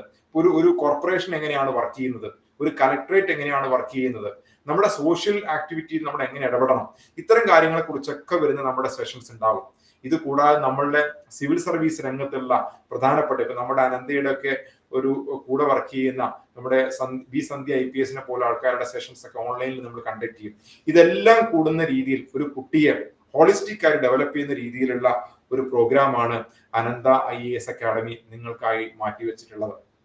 ഈ പ്രോഗ്രാമിന് വരുന്ന ഒരു കുട്ടിയെ സംബന്ധിച്ച് എന്നോട് പല പേരൻസ് ചോദിച്ചൊരു കാര്യമുണ്ട്, എന്റെ കുട്ടി സിവിൽ സർവീസിലേക്ക് പോകുമെന്ന് ഉറപ്പില്ല, സിവിൽ സർവീസിന് പോകുന്നില്ലെങ്കിൽ ഈ പ്രോഗ്രാം ചെയ്യേണ്ട ആവശ്യമുണ്ടോ എന്നുള്ളത്. ഞാൻ പൊതുവിൽ ഇതിന് പറയുന്ന ആൻസർ എന്ന് പറയുന്നത്, നമ്മുടെ കേരളത്തിലുള്ള, ഇന്ത്യയിലുള്ള മുഴുവൻ കുട്ടികൾക്കും ചെയ്യാൻ വേണ്ടി പറ്റുന്ന പ്രോഗ്രാമാണ് അനന്തയുടെ അനന്ത ആരോഹൺ എന്ന് പറയുന്ന ഈ പ്രീമിയം പ്രോഗ്രാം. കാരണം ഒരു കുട്ടിയുടെ ബേസ് എന്ന് പറയുന്നത് വളരെ പ്രധാനപ്പെട്ടതാണല്ലേ. നമ്മൾ ഭാഷ പഠിക്കുന്നത്, നമ്മൾ മാത്സ് പഠിക്കുന്നതൊക്കെ ചെറിയ പ്രായത്തിലാണ്. അപ്പൊ ഈ ചെറിയ പ്രായത്തിൽ നമുക്ക് സ്വാഭാവികമായിട്ട് കിട്ടുന്ന കാര്യങ്ങൾ നമുക്ക് ഭാവിയിൽ യൂസ്ഫുൾ ആയി മാറും. ഇവിടെ നിങ്ങൾക്ക് കിട്ടുന്ന അറിവുകൾ കേവലം UPSC എക്സാമിനേഷന് വേണ്ടി മാത്രം ഉള്ളതല്ല. അതിനപ്പുറത്തേക്ക് PSC പോലുള്ള മറ്റുള്ള ഏതൊരു കോമ്പറ്റീഷൻ എക്സാംസിനും, അതുപോലെ കുട്ടികളുടെ ഒരു പേഴ്സണാലിറ്റി നിശ്ചയിക്കുന്ന കാര്യത്തിൽ, അവരുടെ ക്യാരക്ടർ ബിൽഡ് ചെയ്യുന്ന കാര്യത്തിൽ, അതിലൊക്കെ യൂസ്ഫുൾ ആകുന്ന ഒരുപാട് കാര്യങ്ങളാണ് നമ്മൾ പഠിക്കുക. ഇപ്പൊ നിങ്ങൾ ഹിസ്റ്ററി പഠിക്കുമ്പോൾ കേവലം ഹിസ്റ്ററിയുടെ ഒരു നോളജ് മാത്രമല്ല പഠിക്കുന്നത്, അല്ലെ? നിങ്ങൾ ആലോചിച്ചു, ചരിത്രം പഠിക്കുക എന്ന് പറയുന്നത് അത്ര മോശം കാര്യമാണോ? അല്ല. നിങ്ങളുടെ പേരൻസ് ജീവിച്ച കാലഘട്ടം എങ്ങനെയായിരുന്നു എന്ന് മനസ്സിലാക്കിയാൽ മാത്രമേ നിങ്ങൾക്ക് ഇന്നത്തെ തലമുറക്ക് കിട്ടിയ സൗഭാഗ്യങ്ങളെ കുറിച്ച് മനസ്സിലാക്കാൻ വേണ്ടി പറ്റൂ, അല്ലെ? അപ്പൊ സ്വാഭാവികമായിട്ട് നമ്മൾ എന്ത് ചെയ്യണം, നമ്മൾ കഴിഞ്ഞ കാലഘട്ടത്തെ കുറിച്ച്, കഴിഞ്ഞ കാലഘട്ടത്തിൽ മനുഷ്യൻ ഇവിടെ സർവൈവ് ചെയ്ത കാര്യത്തെ കുറിച്ച്, ഇന്ത്യയുടെ സ്വാതന്ത്ര്യ സമരത്തെ കുറിച്ച് ഒക്കെ പഠിക്കണ്ടേ? അങ്ങനെ പഠിക്കുന്ന ഒരു കുട്ടിയെ സംബന്ധിച്ച് അവന്റെ മനസ്സിൽ സഹിഷ്ണുതയും കാരുണ്യവും ഒക്കെ ഓട്ടോമാറ്റിക് ഉണ്ടാവും. അപ്പൊ അതുകൊണ്ടാണ് ഒരു സിവിൽ സർവീസുകാരൻ, ഒരു IAS കാരൻ, ഒരു ഡിസ്ട്രിക്ട് കളക്ടറെ കാണുമ്പോൾ അവർക്ക് കുട്ടികളെ കാണുമ്പോൾ സ്നേഹം ഉണ്ടാവുന്നതും, അവര് സാധാരണ പബ്ലിക്കിൽ എന്തെങ്കിലും പ്രശ്നം ഉണ്ടാകുമ്പോൾ ഇടപെടുന്നതും, അവർ പഠിച്ച കാര്യങ്ങളിൽ നിന്നും ഈ ലോകത്തെക്കുറിച്ചും ഈ നാടിനെ കുറിച്ചും മനസ്സിലാക്കിയിട്ടാണ്.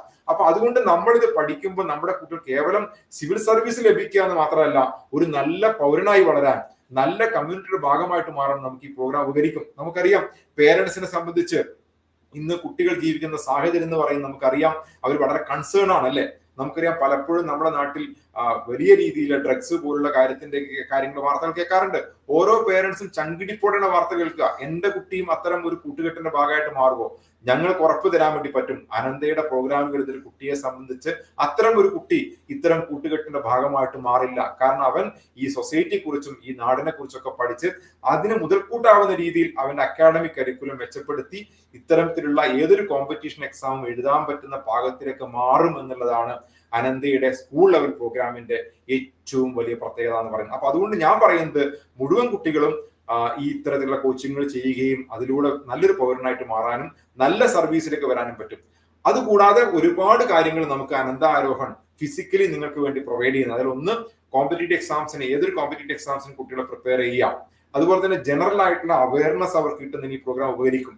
അതുപോലെ തന്നെ കോൺഫിഡൻസ് ബിൽഡ് ചെയ്യാൻ, അല്ലെ, കോൺഫിഡൻസ് എന്ന് പറയുന്നത് ചെറിയ കാര്യമാണോ? അല്ല, അല്ലെ, വലിയ കാര്യമാണ്. കോൺഫിഡൻസ് ഉണ്ടാവണം, ലീഡർഷിപ്പ് ഉണ്ടാവണം. ഇപ്പൊ ലീഡർഷിപ്പ് എന്ന് പറയുന്ന വേർഡൊക്കെ നമ്മൾ അങ്ങനെ വളരെ ഈസി ആയിട്ട് തള്ളിക്കളയേണ്ടതല്ല, അല്ലെ. ഒരു 1000 ആൾക്കാരിൽ നിന്നാണ് ലീഡർ വളർന്നു വരിക. ഒരു ലീഡർക്ക് ഒരു നാട് തന്നെ മാറ്റിമറിക്കാൻ പറ്റില്ലേ? ഇന്ത്യ എന്ന് പറയുന്ന ഒരു രാജ്യത്തെ അതിന്റെ സ്വാതന്ത്ര്യത്തിലേക്ക് നയിച്ചതിൽ നമ്മുടെ ലീഡർഷിപ്പിനുള്ള റോള് ചെറുതല്ല, അല്ലെ. ഗാന്ധിയും നെഹ്റുവും ഉൾപ്പെടെയുള്ള ആൾക്കാരൊക്കെയാണ് നമുക്ക് സ്വാതന്ത്ര്യം നേടിത്തന്നത്. അപ്പൊ അത്തരത്തിലുള്ള ചില വ്യക്തികളുടെ മൂവ്മെന്റിന്റെ പുറകെ ഒരു ജനങ്ങൾ മൊത്തം അണിനിരക്കും. അപ്പൊ ലീഡർഷിപ്പ് എന്ന് പറയുന്ന കുട്ടികളെ ചെറുപ്പത്തിൽ ഉണ്ടാക്കിയെടുക്കണം. അതുപോലെ തന്നെ പ്രാക്ടിക്കൽ ലൈഫ് സ്കില്ലുകൾ, ജീവിതത്തിൽ വേണ്ട ലൈഫ് സ്കില്ലുകൾ. ഞാൻ കഴിഞ്ഞ ദിവസം ട്രെയിനിൽ യാത്ര ചെയ്യുമ്പോൾ എന്റെ തൊട്ടടുത്തിരുന്ന ഞാൻ ട്രെയിനിൽ യാത്ര ചെയ്യുമ്പോൾ കുറെ കുട്ടികൾ ട്രെയിനിന്റെ സീറ്റിൽ ഇരുന്നുകൊണ്ട് എന്ത് ചെയ്യുന്നു, അവര് 2 കാലും പുറത്തേക്ക് ഇട്ടിരിക്കുകയാണ്. അപ്പൊ ഞാൻ അതിന് തൊട്ട് മുമ്പത്തെ ദിവസം ഞാൻ എന്റെ വീട്ടിലേക്ക് യാത്ര ചെയ്യുന്ന സമയത്ത് ഇങ്ങനെ കാലിട്ടിരുന്ന 2 കുട്ടികളുടെ കാല് ഒരു പ്രത്യേക സ്ഥലത്ത് എത്തിയപ്പോൾ ഈ ട്രെയിനിന്റെ പ്ലാറ്റ്ഫോമിൽ തമ്മിൽ ഡിസ്റ്റൻസ് പലപ്പോഴും ഒരേപോലെ ആയിരിക്കണം നിർബന്ധമില്ല. അവിടെ എത്തിയപ്പോൾ കുട്ടികളുടെ കാൽ അറ്റുപോയി. അതിന്റെ കാരണം കുട്ടികൾക്ക് ഇതിനെക്കുറിച്ച് യാതൊരു ബോധമില്ലാത്തതുകൊണ്ടാണ്. ഇപ്പം പ്രാക്ടിക്കലി ലൈഫിനെ കുറിച്ച് പഠിക്കണം കുട്ടികൾ. നമ്മുടെ നാട്ടിലെ സിവിക് സെൻസിനെ കുറിച്ച് പഠിക്കണം. ഒരു സൊസൈറ്റിയിൽ എങ്ങനെ പെരുമാറണം എന്ന് പഠിക്കണം. ഇത്തരം കാര്യങ്ങൾ എവിടെയാ പഠിക്കുന്നത്? നമ്മൾ നോളജ് ഉണ്ടായതുകൊണ്ട് മാത്രം പറ്റില്ല, നമ്മൾ ഔട്ട് ഓഫ് ദ ബോക്സ് ആയിട്ട് കാര്യങ്ങൾ പഠിക്കണം. സോ അതുകൊണ്ട് തന്നെ അനന്തയുടെ ലൈഫ് സ്കിൽ സെഷൻസ് ഒക്കെ പ്രാക്ടിക്കൽ ലൈഫ് സ്കിൽ സെഷൻസ് ആണ്. അപ്പൊ ആ രീതിയിൽ നമ്മുടെ കുട്ടികൾക്ക് ജീവിതത്തിലും ഒരു ക്രൈസിസ് വരുമ്പം ആ ക്രൈസിസ് മാനേജ് ചെയ്യാൻ വേണ്ടി പറ്റും. അതുകൂടാതെ ഏറ്റവും പ്രധാനപ്പെട്ട ബെനിഫിറ്റ്സ് എന്ന് പറയുന്നത് നമ്മുടെ കുട്ടികളുടെ നിലവിലുള്ള കൺവെൻഷണൽ കരിക്കുലത്തെ ബൂസ്റ്റ് ചെയ്യുക എന്നുള്ളതാണ്. കൺവെൻഷണൽ കരിക്കുലം എന്ന് പറയുന്നത് നിങ്ങൾ അവിടെ പഠിക്കുന്ന സബ്ജക്ട് ഇവിടെയും പഠിക്കാൻ കാണും. അപ്പൊ എന്താ സംഭവിക്കുക? അവിടെ നിങ്ങൾ പഠിക്കുന്നത് വേറൊരു ജോണറിൽ പഠിക്കും. ഇവിടെ നിങ്ങൾ എങ്ങനെ പഠിക്കുക? ഇവിടെ നിങ്ങൾ ഒരു കോമ്പറ്റീഷൻ എക്സാംസിന്റെ മൂഡിലാണ് പഠിക്കുക. സോ അതുകൊണ്ട് നിങ്ങളെ കരിക്കുലത്തെ, എന്നോട് പലരും ചോദിച്ചു 10ാം ക്ലാസ്സിൽ പഠിക്കുന്ന കുട്ടിയാണ്, ഈ കുട്ടിയെ ഞാൻ ക്ലാസ്സിന് വിടണം. അപ്പൊ ഞാൻ പറഞ്ഞ എന്റെ ഉത്തരം നിങ്ങൾ വിടണം എന്നുള്ളതാണ്. 10ാം ക്ലാസ് പരീക്ഷ എന്ന് പറയുന്ന ജീവിതത്തിൽ ഒരു പ്രത്യേക ഘട്ടത്തിൽ നമ്മൾ നടക്കാനുള്ള ഒരു പരീക്ഷ മാത്രമാണ്. അതിനപ്പുറത്തേക്ക് അതിന് വലിയ വാല്യൂ ഒന്നുമില്ല. പക്ഷേ ആ പരീക്ഷയും കൂടി സപ്പോർട്ട് ചെയ്യുന്ന രീതിയിലാണ് നമ്മുടെ സിലബസ് പോകുന്നത്. അതുകൊണ്ട് 10ാം ക്ലാസ്സുകാർക്കും ഇത് പഠിക്കാൻ വേണ്ടി പറ്റും.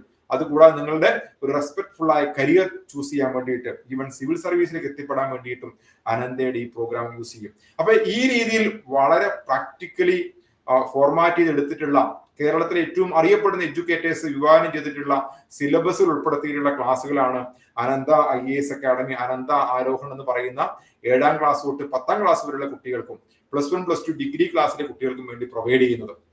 ഈ ക്ലാസ്സുകൾ നമ്മൾ ചെയ്യുന്നത് ഓഫ്ലൈൻ ആയിട്ടും ഓൺലൈൻ ആയിട്ടും ആണ്. ഏതാണ്ട് ഒരു 60-ലധികം മണിക്കൂറുകൾ വരുന്ന സെഷൻസ് ആണ് വരിക. ഈ വർഷം നമുക്കറിയാം, ഈ വർഷം നമ്മൾ പ്രോഗ്രാം ലോഞ്ച് ചെയ്യാൻ കുറച്ച് വൈകിട്ടുണ്ട്. അതിന്റെ കാരണം ഒരു പ്രോജക്റ്റ് ഓൺ ചെയ്യുമ്പം ആദ്യ വർഷത്തിൽ കുറച്ച് സമയം എടുത്തേക്കാം. എന്നാൽ 2ാം വർഷം മുതൽ നമുക്ക് ഒരു ജൂലൈ മാസം മുതൽ ഈ പ്രോഗ്രാം സ്റ്റാർട്ട് ചെയ്യണം. അപ്പൊ ഈ വർഷത്തെ അക്കാഡമിക് കരിക്കുലം നമ്മൾ ഉദ്ദേശിക്കുന്നത് ഒരു ഫെബ്രുവരി മാസത്തിനുള്ളിൽ കംപ്ലീറ്റ് ചെയ്യുന്ന രീതിയിലും ഇനി ആവശ്യം വന്നാൽ നമുക്ക് വേണ്ട രീതിയിലും മാറ്റിയെടുക്കാൻ വേണ്ടി പറ്റും. ഈ ക്ലാസ്സസ് നമ്മൾ ഈ വർഷം ഓൺലൈൻ ആയിട്ട് പ്രൊവൈഡ് ചെയ്യുന്നുണ്ട്. ഓൺലൈൻ റെക്കോർഡർ സെഷൻ നിങ്ങൾക്ക് പ്രൊവൈഡ് ചെയ്യുന്നുണ്ട്. അതിന് കാരണം ഇപ്രാവശ്യം കുറച്ച് ടൈറ്റ് ഷെഡ്യൂൾ ആയതുകൊണ്ട് ഏതെങ്കിലും മക്കൾക്ക് ഈ ക്ലാസ് മിസ്സായി പോകാതിരിക്കാൻ വേണ്ടിയിട്ടാണ് നമ്മൾ ആ ക്ലാസ്സസ് റെക്കോർഡായിട്ടും കൂടെ മുഴുവൻ ക്ലാസ്സസും വേണമെങ്കിൽ പ്രൊവൈഡ് ചെയ്യുന്നത്. അപ്പൊ ക്ലാസ്സസ് നമുക്ക് ഓഫ്ലൈനായും ഓൺലൈനായും ലഭിക്കും. ഓൺലൈൻ ലൈവായിട്ട് മാത്രം ലഭിക്കും. അതുകൂടാതെ റെക്കോർഡർ സെഷൻസ് ആയിട്ട് ലഭിക്കും. ഒരു കുട്ടിക്ക് പോലും ക്ലാസ് മിസ്സാവാൻ വേണ്ടി പാടില്ല എന്നുള്ള നിർബന്ധ ബുദ്ധിയുടെ പുറത്താണ് അനന്തയുടെ എല്ലാ ക്ലാസ്സുകളും വിഭാവനം ചെയ്തിട്ടുള്ളത്. അപ്പം ഇതൊരു ചരിത്രത്തിന്റെ ഭാഗമാണ്. കാരണം ഇത്തരത്തിൽ 5000-ലധികം കുട്ടികൾ ഒരു ജില്ലയിൽ ഒരു ലക്ഷ്യം വെച്ചുകൊണ്ട് മുന്നോട്ട് പോകുമ്പോൾ അതിന് നേതൃത്വം കൊടുക്കാൻ അനന്തക്ക് സാധിക്കുന്നു എന്ന് പറയുന്നത് വളരെ ഉത്തരവാദിത്വ ബോധത്തോടെ എനിക്ക് പറയാൻ വേണ്ടി സാധിക്കും. ഇവിടുത്തെ പേരൻസ് എക്സ്പെക്ട് ചെയ്യുന്ന രീതിയിൽ, നല്ല രീതിയിൽ ആ ക്ലാസ്സസ് കംപ്ലീറ്റ് ചെയ്യാൻ വേണ്ടി സാധിക്കും. അതിന് നിങ്ങളുടെ എല്ലാവരുടെയും സപ്പോർട്ട്സ് വേണം. നമ്മൾ അടുത്ത 2 ആഴ്ച നമുക്ക് ക്ലാസ്സസ് ഓൺലൈൻ ആയിരിക്കും. കാരണം എലക്ഷൻ വരുന്നത് കൊണ്ട് സ്കൂളുകളും കാര്യങ്ങളൊക്കെ ഓൾറെഡി ഒക്യുപ്പൈഡ് ആണ്. അപ്പം എനിക്ക് തോന്നുന്നു 13-ാം തീയതി അടുത്ത ആഴ്ച എനിക്ക് തോന്നുന്നു 6-ാം തീയതിയും 13-ാം തീയതിയാണ് നമ്മുടെ വീക്കെൻഡ് വരുന്നത്. അപ്പൊ അതുകൊണ്ട് ആ ക്ലാസ്സസ് ഓൺലൈനിൽ കൊടുത്ത് അതിനടുത്ത വീക്ക് ഒരു പുതിയ പഞ്ചായത്തൊക്കെ ഭരണസമിതിയൊക്കെ അധികാരം ഏറ്റെടുത്ത് കഴിയുമ്പോഴേക്കും അവിടുത്തെ പുതിയ പ്രസിഡന്റുമാരെ കൊണ്ടൊക്കെ ഇനോഗ്രേറ്റ് ചെയ്തുകൊണ്ട് നമുക്ക് നമ്മുടെ 21 സെന്ററുകളിൽ ഇന്ത്യയിൽ ആദ്യമായിട്ട് ഒരു ചരിത്രപരമായിട്ടുള്ള ഒരു പ്രോഗ്രാമിന് നമ്മൾ നേതൃത്വം കൊടുക്കും. അപ്പൊ ഇത്രയും കാര്യങ്ങളാണ് എനിക്ക് നിങ്ങളോട് ഈ ഓറിയന്റേഷനിലൂടെ കമ്മ്യൂണിക്കേറ്റ് ചെയ്യാനുള്ളത്. മുഴുവൻ കാര്യങ്ങളും ഞാൻ പറഞ്ഞിട്ടില്ല. ഒരുപാട് ഡൗട്ട്സ് നിങ്ങൾക്ക് ഉണ്ടാവുമെന്ന് എനിക്കറിയാം. നിങ്ങൾക്കുള്ള ഡൗട്ടുകൾ നിങ്ങൾക്ക് ചാറ്റിലൂടെ അറിയിക്കാം. അതിനുള്ള ആൻസേഴ്സ് ഞാൻ നിങ്ങൾക്ക് തരാം. സംശയം നിങ്ങൾ ഒരാൾ ചോദിച്ച ക്വസ്റ്റ്യൻ വീണ്ടും വേറൊരാൾ ചോദിക്കേണ്ട ആവശ്യമില്ല. ആൻസർ കിട്ടിക്കഴിഞ്ഞാൽ അപ്പൊ നിങ്ങൾക്ക് ഇനിയുള്ള സംശയങ്ങൾ നിങ്ങൾക്ക് ചാറ്റിലൂടെ ചോദിക്കാം, ഞാൻ ആൻസർ തരാം. ചോദിച്ചോളൂ, ഡൗട്ട് ഒന്നുമില്ല. എന്റെ ക്ലാസ് വളരെ ക്ലിയർ ആയിട്ട് മനസ്സിലായവരൊന്ന് യെസ് എന്ന് ടൈപ്പ് ചെയ്യുക. ഡൗട്ട് ഉള്ളവര് ചാറ്റിൽ നിങ്ങൾക്ക് ഡൗട്ട് ചോദിക്കാം. ചാവക്കാട് ഹൈസ്കൂൾ എന്നൊക്കെ കുട്ടികൾ കയറുന്നുണ്ട്. Okay, very good. സ്കൂളുകളിലെ പേരൊക്കെ ടൈപ്പ് ചെയ്യുന്നു. പല ആൾക്കും എന്റെ സെഷൻസ് വളരെ കൃത്യമായിട്ട് മനസ്സിലായിട്ടുണ്ട്. എസ് ടൈപ്പ് ചെയ്യുന്നവര്. ഓക്കെ, സ്കൂളുകളിലെ പേരുകൾ ടൈപ്പ് ചെയ്യുന്ന ആൾക്കാരുണ്ട്. എന്തെങ്കിലും ഡൗട്ട് നിങ്ങൾക്ക് ബാക്കിയുണ്ടോ ഈ സെഷനുമായി ബന്ധപ്പെട്ടുകൊണ്ട്?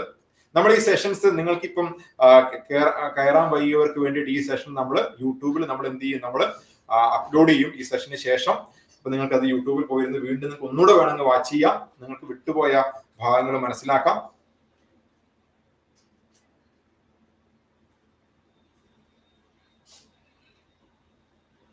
ക്ലാസ് എപ്പോൾ തീരും ചോദിക്കുന്നുണ്ട്. ക്ലാസ്സുകൾ തീരും നമ്മൾ ഫെബ്രുവരി മാസം ആകുമ്പോഴേക്കും നമുക്ക് സെഷൻസ് മാക്സിമം കംപ്ലീറ്റ് ചെയ്യാൻ നമ്മൾ ശ്രമിക്കും.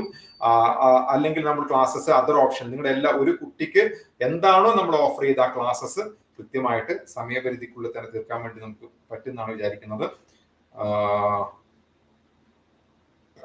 കോഴ്സസിന്റെ ഓൾറെഡി എക്സാം എഴുതി വന്നവരുണ്ട്. അപ്പൊ എക്സാം എഴുതിയവർക്ക് 100% സ്കോളർഷിപ്പ് ലഭിച്ചവരുണ്ട്, 50% സ്കോളർഷിപ്പ് ലഭിച്ചവരുണ്ട്, 25% സ്കോളർഷിപ്പ് ലഭിച്ചവരുണ്ട്. അപ്പൊ അവരൊക്കെ ഈ ക്ലാസ്സിനകത്ത് ഇപ്പോൾ ഓൾറെഡി അറ്റൻഡ് ചെയ്യുന്നുണ്ട്.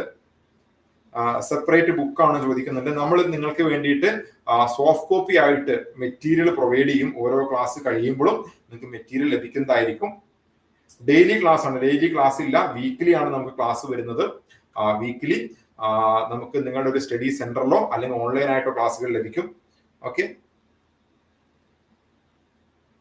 ഓൺലൈൻ ക്ലാസ് എത്ര ഉണ്ടാവും പറയുന്ന ഒരു എക്സാക്ട് നമ്പർ ഞാൻ പറയുന്നില്ല. കാരണം ഒരു അപ്രോക്സിമേറ്റ് ഒരു 50-50 റേഷ്യോയിൽ വരാം. അപ്രോക്സിമേറ്റ് ആണ്, കറക്റ്റ് അല്ല ഞാൻ പറയുന്നത്. കാരണം അത് ഡിപ്പെൻഡ്സ് അപ്പോൺ നമ്മുടെ ഷെഡ്യൂളിനനുസരിച്ച്. ഷെഡ്യൂളുകൾ നിങ്ങൾക്ക് വരുന്ന ആഴ്ചകളിൽ ഗ്രൂപ്പുകൾ ലഭിക്കും ക്ലാസ്സുകൾ എങ്ങനെയാണെന്നുള്ളത്. അപ്പൊ ഷെഡ്യൂൾ തന്നാലും ചില മാറ്റങ്ങൾ വരാം. കാരണം ചിലപ്പോൾ എന്തെങ്കിലും സിറ്റുവേഷൻസ് ഒക്കെ വരുമ്പോൾ നമുക്ക് മാറ്റേണ്ടി വരുമല്ലോ. പക്ഷെ എന്നിരുന്നാലും എല്ലാ മെസ്സേജും ഗ്രൂപ്പിൽ ലഭിക്കുന്നതായിരിക്കും.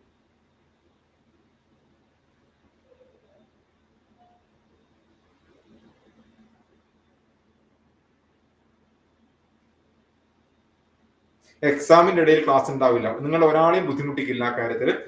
ഒരാൾക്കും എക്സാമിന്റെ ഇടയിൽ ക്ലാസ് ഉണ്ടായിരിക്കുന്നതല്ല. ഓക്കെ, ക്ലിയർ ആണോ?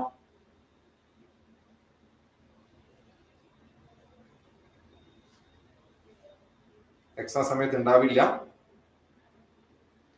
വെക്കേഷന് ആവശ്യമാണെങ്കിൽ മാത്രമാണ് ക്ലാസ്സസ് ഉണ്ടാവുക, അതർവൈസ് ഉണ്ടാവില്ല.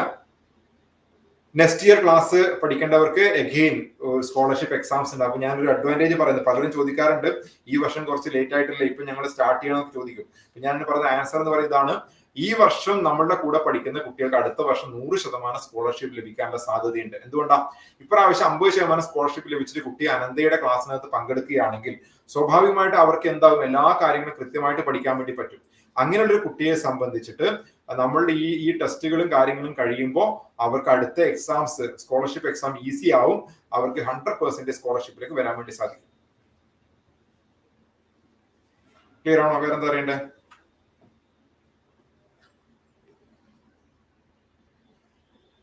ടെൻത്ത് കഴിഞ്ഞവർക്ക് അറ്റൻഡ് ചെയ്യാൻ വേണ്ടി പറ്റും. ലെവൽ 3 സിലബസിനെ സംബന്ധിച്ച് ഡീറ്റെയിൽ ആയിട്ട് ഒരു സെഷൻസ് നിങ്ങൾക്ക് അയച്ചു തരാം. ഇപ്പൊ ഇവിടെ നമ്മുടെ സമയമെടുക്കും.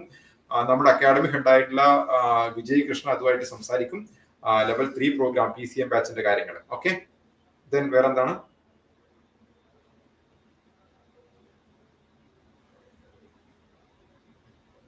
സൺഡേ മാത്രം, സൺഡേ അല്ല ക്ലാസ്സസ്. നമ്മൾ സാറ്റർഡേസിലാണ് കൂടുതൽ ക്ലാസ്സസ് വരിക. ആവശ്യമാണെങ്കിൽ മാത്രമേ നമ്മൾ സൺഡേ യൂസ് ചെയ്യും. സൺഡേ നിങ്ങൾക്ക് റെസ്റ്റ് കിട്ടേണ്ട ദിവസമാണെന്ന് അറിയാം. അതുകൊണ്ട് നമ്മൾ സൺഡേ അങ്ങനെ യൂസ് ചെയ്യാൻ സാധ്യതയില്ല. കൂടുതൽ നമ്മൾ വരുന്നത് സാറ്റർഡേസിലായിരിക്കും. ആവശ്യമാണെങ്കിൽ മാത്രം. ക്ലാസ് നെക്സ്റ്റ് വീക്ക് മുതൽ സ്റ്റാർട്ട് ചെയ്യാണ് ക്ലാസ് കേട്ടോ. ക്ലാസ് അടുത്ത ആഴ്ച മുതൽ ക്ലാസ്സസ് ഉണ്ടാവും. ലെവൽ 1 2 ഒരുമിച്ചല്ല ക്ലാസ്സസ്, രണ്ടും സെപ്പറേറ്റ് ക്ലാസ് ആണ്, രണ്ട് സെപ്പറേറ്റ് സിലബസ് ആണ്. ലെവൽ 1 എന്ന് പറയുമ്പോൾ 7, 8, 9, 10 ക്ലാസ്. ലെവൽ 2 എന്ന് പറയുന്നത് +1, +2 ഡിഗ്രി ക്ലാസ്സസ് ആണ് വരിക. ഡിഗ്രി കഴിഞ്ഞവർക്കുള്ള പ്രോഗ്രാമിന്റെ പേരാണ് PCM പ്രോഗ്രാം എന്ന് പറയുന്നത്. PCM പ്രോഗ്രാമിന്റെ സെഷൻസ് ആവശ്യമുള്ളവർ ഗ്രൂപ്പിൽ മെസ്സേജ് അയക്കുക. അവർക്ക് പേഴ്സണൽ ഓറിയന്റേഷൻസ് നമ്മുടെ ലെവൽ 3 സെഷൻസിന്റെ PCM ബാച്ച് ഹാൻഡിൽ ചെയ്യുന്ന അധ്യാപകന്റെ ഭാഗത്തു നിന്നുള്ള മെന്ററുടെ ഭാഗത്തു നിന്നുള്ള സെഷൻസ് ഉണ്ടാവും. ക്ലാസ് ടൈം നമുക്ക് നോർമലി നമ്മൾ ഷെഡ്യൂളിന്റെ ഭാഗമായിട്ട് തരും. രാവിലെ ആണെങ്കിൽ 9:30 to 12:30, ഡിപ്പെൻസ് അപ്പോൺ ഓരോ ലൊക്കേഷൻ അനുസരിച്ചാണ്, അവിടുത്തെ ഡിമാൻഡ് അനുസരിച്ചാണ് ക്ലാസ്സസ് കൊടുക്കുക. ഉച്ച കഴിഞ്ഞ് വേണം ഉച്ചയ്ക്ക് ക്ലാസ് കൊടുക്കും. നമ്മൾ ഏത് സമയത്തും ഓക്കെയാണ്. വേറെന്താ അറിയണ്ടേ?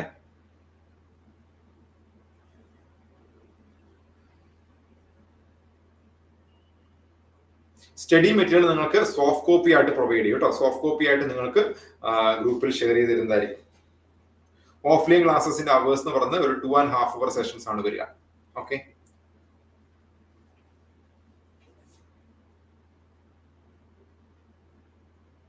ഓക്കെ.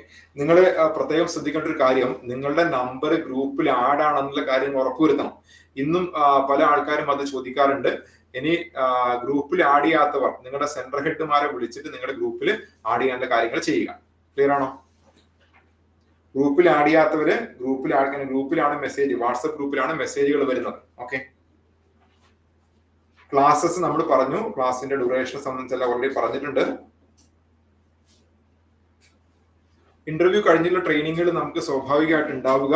നമുക്ക് ട്രെയിനിങ് ഇപ്പം മൊസൂറിയിലൊക്കെയുള്ള ട്രെയിനിങ് ക്യാമ്പുകളിൽ ഒരു വർഷം നീളുന്ന പരിശീലനങ്ങളും കാര്യങ്ങളൊക്കെ ഉണ്ടാവും.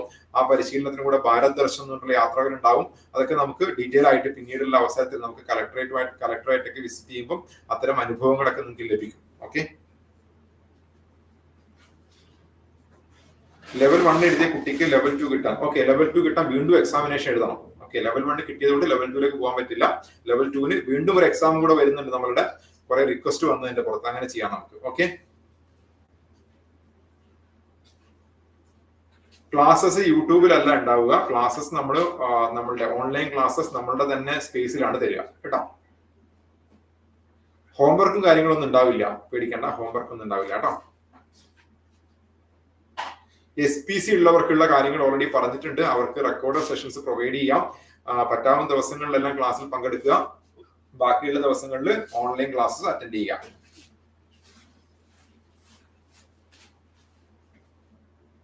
ഫീൽഡ് ട്രിപ്പ് ഉണ്ടാവും കേട്ടോ. ഫീൽഡ് ട്രിപ്പ് ഉണ്ടാവും. ഒരുപാട് കാര്യം പ്ലാൻ ചെയ്യുന്നുണ്ട് ഓൾറെഡി നമ്മള്. എല്ലാ കാര്യങ്ങളും ഇന്നിവിടെ പറയുന്നില്ല. നിങ്ങൾക്ക് ട്രിപ്പുകളും ഒക്കെ ഉണ്ടാവും. നമ്മൾ ക്യാമ്പുകൾ സെറ്റ് ചെയ്യാൻ സാധ്യതയുണ്ട്. കോമ്പറ്റീഷൻ ആയിട്ടുള്ള ക്വിസ് കോമ്പറ്റീഷൻ പോലുള്ള കാര്യങ്ങൾ ഉണ്ടാവും. കളക്ടറേറ്റ് വിസിറ്റ് ഉണ്ടാവും. അങ്ങനെയുള്ള പല പല പ്രോഗ്രാമുകൾ നമ്മൾ ചെയ്യാനുണ്ട്. അതൊക്കെ ഈ പ്രോഗ്രാമിന്റെ ഭാഗമാക്കാവുന്ന കിട്ടുന്നതായിരിക്കും. പിന്നീട് ക്ലാസ് ഉണ്ടാവുന്ന കാര്യങ്ങൾ ഞാൻ പറഞ്ഞു. നമുക്ക് നെക്സ്റ്റ് വീക്ക് മുതൽ ഉണ്ടാവും. രാവിലെയും മോർണിംഗ് ഒക്കെ ആയിട്ട് സെഷൻസ് ഉണ്ടാവും. ക്ലാസ്സിൽ വരുമ്പോൾ എന്തൊക്കെ കൊണ്ടുവരണം? ബുക്ക് കൊണ്ടുവരിക, വേറെ ഒന്നും കൊണ്ടുവരേണ്ട ആവശ്യമില്ല. മെയിനായിട്ട് ലോങ് ലീവ് ഉണ്ടാകുമ്പോൾ ക്ലാസ് എന്താണെന്ന് ചോദിച്ചു കഴിഞ്ഞാൽ ഡിപ്പെൻസ് ആണ്. നമ്മൾ നിലവിൽ ലോങ് ലീവ് ഉണ്ടാകുമ്പോൾ ക്ലാസ് പ്ലാൻ ചെയ്തിട്ടില്ല. അതിന് മുന്നോടിയൊരു ക്ലാസ് തീർക്കും. എന്തെങ്കിലും പെർട്ടിക്കുലർ സിറ്റുവേഷൻസ് വന്നാൽ മാത്രമേ വെക്കൂ. അത്തരം സമയത്ത് നിങ്ങൾക്ക് ഓൺലൈനിൽ ക്ലാസ് അവൈലബിൾ ആയിരിക്കും.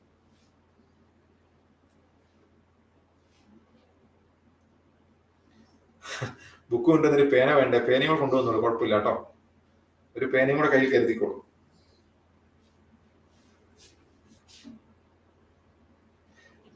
ടെൻത്തിലൊക്കെ സാറ്റർഡേ ക്ലാസ്സസ് ഒക്കെ സ്പെഷ്യൽ ഉണ്ടെങ്കിൽ ആ സമയത്ത് നിങ്ങൾ ആ ക്ലാസ്സസ് ഓൺലൈനിൽ വാങ്ങിയിട്ട് നിങ്ങൾ പഠിക്കുക. ഓക്കെ, അതുകൊണ്ട് ഈ 3 മോഡിൽ നമ്മൾ കാര്യങ്ങൾ ചെയ്യുന്നത് ഓഫ്ലൈൻ പ്ലസ് ഓൺലൈൻ പ്ലസ് അതുപോലെ തന്നെ ഓൺലൈൻ അതുപോലെ തന്നെ റെക്കോർഡർ ആയിട്ട് കൊടുക്കുന്നത്. ഓക്കെ,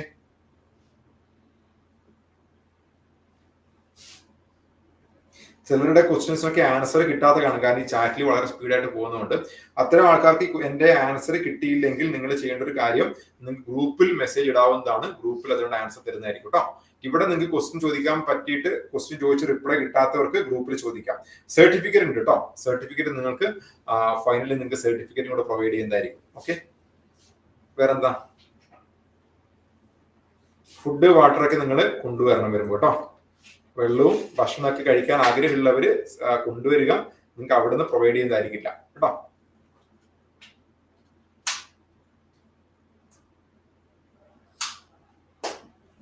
സുഖമല്ലേ ചോദിക്കുന്നുണ്ട്. സുഖമാണ് കേട്ടോ. ഓക്കെ, വേറെന്താണ്? കുറെ പേർക്ക് എന്റെ സുഖമൊക്കെ അറിയാൻ ആഗ്രഹമുണ്ട്. ഞാൻ എന്നെ ഇൻട്രൊഡ്യൂസ് ചെയ്തിട്ടില്ല. പലർക്കും എന്നെ പലപ്പോഴേ കണ്ട് ഞാൻ ആവർത്തനം ഉണ്ടാവണമെന്ന് കരുതിയിട്ടാണ്. എന്റെ പേരൊക്കെ എല്ലാവർക്കും അറിയാമെന്ന് വിശ്വസിക്കുന്നു. പേരറിയാത്തവരുണ്ടെങ്കിൽ നമുക്ക് പിന്നീട് ഗ്രൂപ്പിൽ മെസ്സേജ് ചെയ്യാം കേട്ടോ. ഒരു നോട്ട് മതിയോ? തൽക്കാലം ഒരു നോട്ട് കരുതിയാൽ മതി. കൂടുതൽ നോട്ട് ആവശ്യം വന്നാൽ നിങ്ങൾക്ക് വാങ്ങിക്കാം കേട്ടോ. വെള്ളം കുപ്പി പറ്റൂ കേട്ടോ, പേടിക്കണ്ട. ചില ആൾക്കാർക്ക് ഇത് വളരെ രസകരമായ ചില കാര്യങ്ങളൊക്കെ പറയുന്നുണ്ട്. എന്റെ പേര് ടൈപ്പ് ചെയ്യുന്ന ചില ആൾക്കാര്. ഓക്കെ, ക്ലാസ് ടൈം ഞാൻ ഓൾറെഡി പറഞ്ഞു കഴിഞ്ഞിട്ടുണ്ട്. ഓക്കെ, ഇനി വല്ലതും അറിയാനുണ്ടോ ആർക്കെങ്കിലും? എനിത്തിങ്? സെഷൻസ് ക്ലിയർ ആണെന്ന് വിശ്വസിക്കുന്നു. ഇതുവരെയുള്ള എല്ലാ കാര്യങ്ങളും ഡീറ്റെയിൽ ആയിട്ട് തന്നെ സംസാരിച്ചിട്ടുണ്ട്. ഇനി എന്തെങ്കിലും നിങ്ങൾക്ക് അറിയാനുണ്ടോ? ബാക്കി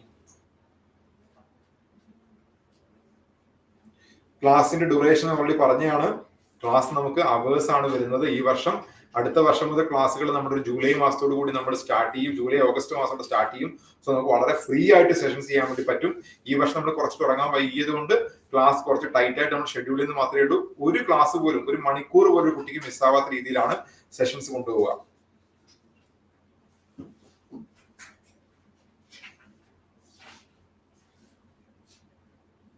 യെസ്, ഈ വർഷം ലെവൽ 2 പഠിച്ച കുട്ടിക്ക് അടുത്ത വർഷം ഓക്കെ, നമുക്ക് ഈ സബ്ജക്റ്റിൽ ഒരു വർഷം കൊണ്ട് കംപ്ലീറ്റ് ചെയ്യാൻ പറ്റുന്നതല്ല.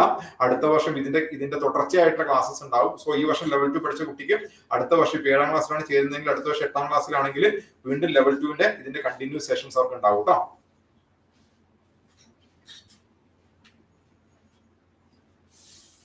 സെന്ററുകളെ സംബന്ധിച്ച് ക്വസ്റ്റ്യൻ വരുന്നുണ്ട്. കൃത്യമായ സെന്ററുകൾ ഗ്രൂപ്പിൽ അറിയിക്കുന്നതായിരിക്കും. അപ്പൊ ഏതൊക്കെ സെന്ററുകളാണ് ക്ലാസ്സസ് ഉണ്ടാവുക എന്നുള്ളത് വരുന്ന ദിവസം ഗ്രൂപ്പിൽ അതിന്റെ അപ്ഡേഷൻസ് ലഭിക്കും കേട്ടോ.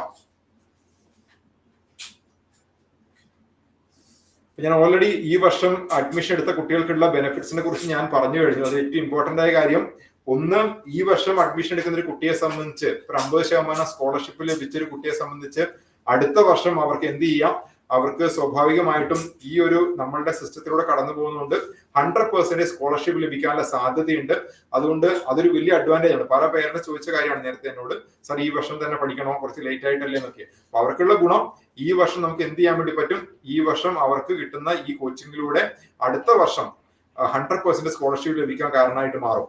ഓക്കെ, അതുകൂടാതെ നമ്മൾ ഇപ്രാവശ്യത്തെ കുട്ടികൾക്ക് വേണ്ടി മാത്രമാണ് ഈ ഓഫ്ലൈൻ ക്ലാസിന്റെ കൂടെ ഓൺലൈൻ റെക്കോർഡർ സെഷൻസ് ഒക്കെ കൊടുക്കാൻ വേണ്ടി തീരുമാനിച്ചിട്ടുള്ളത്. അതൊക്കെ അഡീഷണൽ ആയിട്ട് ഈ വർഷം വരുന്ന കുട്ടികൾക്കുള്ള ബെനിഫിറ്റ് ആണ്.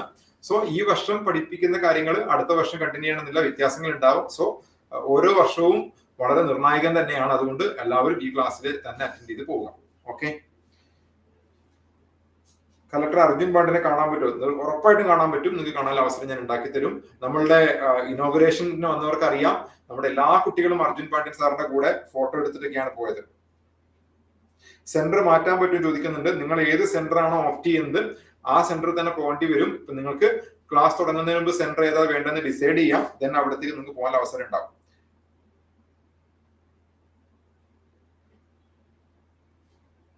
പല ക്വസ്റ്റ്യൻസും ആവർത്തനമാണ്, അതുകൊണ്ട് ഞാൻ ആൻസർ പറയാത്തത്. ലെവൽ 2ൽ അഡ്മിഷൻ എടുത്ത കുട്ടിക്ക് ലെവൽ 2 ക്വാളിഫൈ ചെയ്തു, പക്ഷെ ലെവൽ 1 ആണെന്ന് പിന്നീടാണ് മനസ്സിലായത്. അങ്ങനെയാണെങ്കിൽ വീണ്ടും എക്സാം എഴുതിയിട്ട് ലെവൽ 1 പാസ്സാവുക തന്നെ വേണം.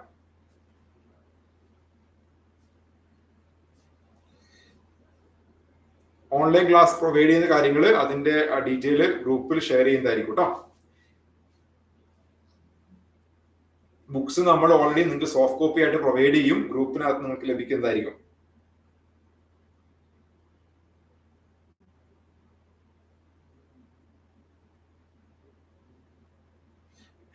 ഓക്കെ, ടെസ്റ്റുകൾ ഉണ്ടാവും. നമുക്ക് സെക്ഷണൽ ടെസ്റ്റുകൾ ഓരോ 3 ക്ലാസ് കഴിഞ്ഞ് 4ാമത്തെ ക്ലാസ് ആകുമ്പോൾ നമുക്ക് സെക്ഷണൽ ടെസ്റ്റുകൾ ഉണ്ടാവുന്നതായിരിക്കും കേട്ടോ. ക്ലാസ് ഓക്കെ ആയവർക്ക് ലെഫ്റ്റ് ചെയ്ത് പോകാൻ പ്രശ്നമില്ല. കാരണം സംശയമുള്ളവർക്ക് ചോദിക്കാം. ചിലർ ചോദിക്കുന്നുണ്ട്, കുറച്ചധികം സമയമായിട്ടുണ്ട്. അപ്പൊ സ്വാഭാവികമായിട്ടും ഡൗട്ട്സ് ഉള്ളവർക്ക് ഇവിടെ നിൽക്കാം, എന്നിട്ട് ചെയ്യാം. അല്ലാത്തവർക്ക് ലെഫ്റ്റ് ചെയ്ത് പോയാലും കുഴപ്പമില്ല. എല്ലാ കാര്യങ്ങളും മനസ്സിലായവർക്ക് പോകാം. മാക്സിമം നിങ്ങളെല്ലാം കൺസേൺ ചെയ്തുകൊണ്ട് തന്നെയാണ് ക്ലാസ് പോവുക. ഏത് സബ്ജക്റ്റ് ആണ് ഡിഗ്രി എടുക്കേണ്ടത് ക്വസ്റ്റ്യൻ ചോദിക്കുന്നുണ്ട്. ഞാൻ പറയുന്നത്, നിങ്ങൾ സിവിൽ സർവീസ് പഠിക്കുന്ന ഒരാൾ ഈ സബ്ജക്ട് എടുക്കണം നിർബന്ധമില്ല. ഏത് സബ്ജക്ട് വേണമെങ്കിലും എടുക്കാം. ചില ആൾക്കാർ സിവിൽ സർവീസ് പഠിക്കുന്നു എന്നുള്ളത് കൊണ്ട് സ്വാഭാവികമായിട്ടും പലപ്പോഴും ചെയ്യുന്ന ഒരു കാര്യം എന്താണെന്ന് വെച്ചാൽ സോഷ്യൽ സബ്ജക്റ്റ് എടുക്കും. സോഷ്യൽ സബ്ജക്ട് എടുക്കേണ്ട ആവശ്യമില്ല. കാരണം സിവിൽ സർവീസിന്റെ കഴിഞ്ഞ വർഷങ്ങളിലെ തൊട്ടടുത്ത വർഷങ്ങളിലെ റിസൾട്ട് നോക്കിയാൽ ഏറ്റവും കൂടുതൽ ആൾക്കാർ വരുന്ന എഞ്ചിനീയറിംഗ് ബാക്ക്ഗ്രൗണ്ട് ഉള്ളവരാണ്. അപ്പോൾ ടെക്നിക്കലി സ്കില്ലുള്ളവർക്ക് ഈസി ആയിട്ട് സിവിൽ സർവീസ് ലഭിക്കാറുണ്ട്. സോ അതുകൊണ്ട് തന്നെ നിങ്ങൾക്ക് ഒരു ബാക്കപ്പ് പ്ലാൻ എപ്പോഴും ഉണ്ടാവുക ഞാൻ പറയാറുണ്ട്. ആ ബാക്കപ്പ് പ്ലാൻ നിങ്ങൾ ഏതാണോ സബ്ജക്റ്റിൽ എക്സ്പെർട്ട്, ഏതാണോ നിങ്ങളുടെ വിഷയം, അത് പഠിക്കുക. അതിന്റെ കൂടെ സിവിൽ സർവീസും പഠിക്കുക എന്നുള്ളത് ഏറ്റവും പ്രധാനപ്പെട്ടത്. അപ്പൊ ഇതിനു വേണ്ടി മാത്രമായിട്ട് സബ്ജക്ട് എടുക്കേണ്ട. നിങ്ങൾ ഏത് സബ്ജക്ട് പഠിച്ചാലും നിങ്ങൾക്ക് സിവിൽ സർവീസിന് പിന്നീട് വേണ്ട ട്രെയിനിങ് തരുന്നതിന് വേണ്ടി അനന്ത റെഡിയാണ്. അനന്ത IAS അക്കാഡമി തൃശ്ശൂരിലെ ഏറ്റവും വലിയ തൃശ്ശൂരിലല്ല, കേരളത്തിലെ ഏറ്റവും വലിയ റെസിഡൻഷ്യൽ അക്കാഡമിയാണ്. തൃശ്ശൂരിലെ കുട്ടികൾക്ക് നിന്ന് പഠിക്കാനുള്ള, താമസിച്ച് പഠിക്കാനുള്ള സൗകര്യങ്ങളുണ്ട് റെസിഡൻഷ്യൽ അക്കാഡമിയിൽ. അതുകൂടാതെ 21ഓളം സെന്ററുകളിലാണ് വേറെ നമ്മൾ കോച്ചിങ് കൊടുക്കുന്നത്. അപ്പൊ കേരളത്തിൽ തന്നെ ഇത്രയും വലിയ റെസിഡൻഷ്യൽ അക്കാഡമി അനന്തക്ക് മാത്രമാണുള്ളത്. ആ സൗകര്യങ്ങളെല്ലാം നിങ്ങൾക്ക് വേണ്ടിയുള്ളതാണ്. ഇത് ഐഫോൺ ആണോ ചോദിക്കുന്നുണ്ട്, ഞാൻ മെസ്സേജ് അയച്ചുതരാം കേട്ടോ. ഓക്കെ, മലയാളത്തിൽ ക്ലാസ് ഉണ്ടാവുന്നുണ്ട്, ഉറപ്പുണ്ടാവും. ഓക്കെ, വേറെ എന്താണ് അറിയേണ്ടത്? ബുക്കിന്റെ കാര്യം ഞാൻ പറഞ്ഞിട്ടുണ്ട്. സാറ്റർഡേ ഗിഫ്റ്റഡ് സ്റ്റുഡൻസിന് ക്ലാസ് ഉണ്ടെന്ന് പറയുന്നു. അപ്പൊ ഗിഫ്റ്റഡ് സ്റ്റുഡൻസിന് ക്ലാസ്സുകൾ ഉണ്ടവർക്ക് റെക്കോർഡ് ക്ലാസ്സസ് അവൈലബിൾ ആണ്. മോക്ക് ടെസ്റ്റ് നമുക്ക് വീക്കിലി നമുക്ക് സെഷണൽ ടെസ്റ്റുകളായിട്ട് ഉണ്ടാവും. ഓക്കെ, ക്ലാസിന്റെ ഡ്യൂറേഷൻസ് ഞാൻ ഓൾറെഡി കമ്മ്യൂണിക്കേറ്റ് ചെയ്തതാണ്, നിങ്ങൾക്ക് ചെക്ക് ചെയ്ത് നോക്കാം. നമ്മളുടെ സെഷൻസ് കംപ്ലീറ്റ് ആവുന്നത് വരെ,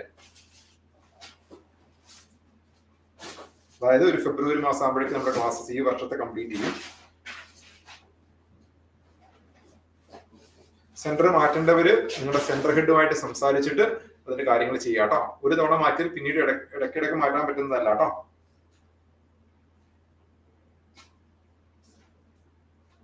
ടൈം ടേബിൾ ഉണ്ടാവും കേട്ടോ, നിങ്ങൾക്കൊരു കറക്റ്റ് ആയിട്ടൊരു ഷെഡ്യൂൾ ഉണ്ടാവും. ഓക്കെ, എനിക്ക് തോന്നുന്നു എല്ലാവരും ഏതാണ്ട് കാര്യങ്ങളെല്ലാം ചോദിച്ചിട്ടുണ്ട്. എന്തെങ്കിലും ഡൗട്ട്സ്, ഇതുവരെ ചോദിക്കാത്ത സംശയങ്ങൾ ഉണ്ടെങ്കിൽ റെക്കോർഡ് ക്ലാസ്സസ് കിട്ടും, ഉറപ്പായിട്ടും കിട്ടും. നമുക്ക് ക്ലാസ്സസ് എങ്ങനെയൊക്കെ പ്രൊവൈഡ് ചെയ്യും എന്നുള്ള കാര്യങ്ങൾ പിന്നീട് സംസാരിക്കുന്നതായിരിക്കും. ഓക്കെ, എന്തായാലും എല്ലാ അപ്ഡേഷൻസും ഗ്രൂപ്പിൽ, നിങ്ങൾ ഇപ്പൊ സംശയം ചോദിക്കാത്തത് കൊണ്ടോ നിങ്ങളുടെ ചോദ്യത്തിന് ആൻസർ പറയാത്തത് കൊണ്ടോ നിങ്ങൾ ടെൻഷൻ അടിക്കേണ്ട. അതിന്റെ കാരണം എന്ന് പറയുന്നത് നിങ്ങൾക്ക് എല്ലാ ആൻസേഴ്സും ഗ്രൂപ്പിൽ ലഭിക്കും. നിങ്ങൾക്ക് ചോദ്യങ്ങൾ ഇനി ഗ്രൂപ്പിൽ ചോദിക്കാവുന്നതാണ്. ഓക്കെ, ICCS കോളേജിൽ നമ്മളുടെ റെസിഡൻഷ്യൽ അക്കാഡമിയാണ്. കേരളത്തിൽ ഏറ്റവും ബെസ്റ്റ് ആയിട്ട് നമ്മൾ ട്രെയിനിങ് പ്രൊവൈഡ് ചെയ്യുന്നുണ്ട്. ഓക്കെ, 100 കണക്കിന് കുട്ടികൾ അവിടെ നമുക്ക് ഓൾറെഡി നമുക്ക് ഈ ക്ലാസ് അറ്റൻഡ് ചെയ്തുകൊണ്ടിരിക്കുകയാണ്. അഡ്മിഷൻ എടുത്ത് ക്ലാസ് തന്നെ പഠിക്കണം എന്ന് യാതൊരു നിർബന്ധമില്ല. നിങ്ങൾക്ക് സെന്റർ ഓപ്റ്റ് ചെയ്യാനുള്ള ഓപ്ഷൻ നമ്മൾ ഓൾറെഡി കൊടുത്തിട്ടുണ്ട്. പക്ഷെ അത് ഒരു തവണ ഓപ്റ്റ് ചെയ്താൽ പിന്നീട് നിങ്ങൾക്ക് മാറ്റാൻ പറ്റുന്നതല്ല.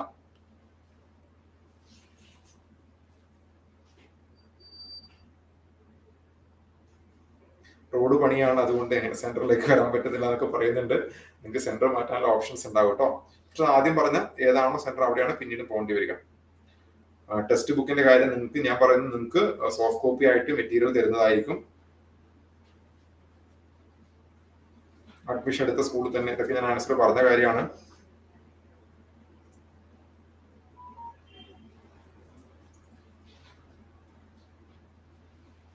പലർക്ക് ട്രിപ്പിന്റെ കാര്യങ്ങൾ അറിയാൻ താല്പര്യമുണ്ട്. നമുക്ക് സെഷൻ ഈ പ്രോഗ്രാം തുടങ്ങിയ ശേഷം ട്രിപ്പിന്റെ കാര്യങ്ങളൊക്കെ എക്സ്പ്ലെയിൻ ചെയ്യാം കേട്ടോ. ഓക്കെ, മറ്റ് സംശയങ്ങളൊന്നുമില്ല. നമുക്ക് ഈ സെഷൻ വൈൻഡ് അപ്പ് ചെയ്യാൻ വിചാരിക്കുന്നു. ഓക്കെ അല്ലേ എല്ലാവർക്കും?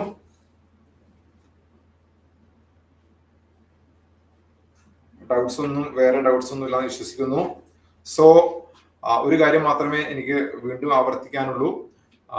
നമുക്ക് സിവിൽ സർവീസ് ഉൾപ്പെടെയുള്ള ഏതൊരു പരീക്ഷയും കുട്ടികളെ പ്രിപ്പയർ ചെയ്യുന്നതിന് വേണ്ടിയിട്ടുള്ള ഒരു കോച്ചിങ്ങിലേക്കാണ് കടക്കുന്നത്.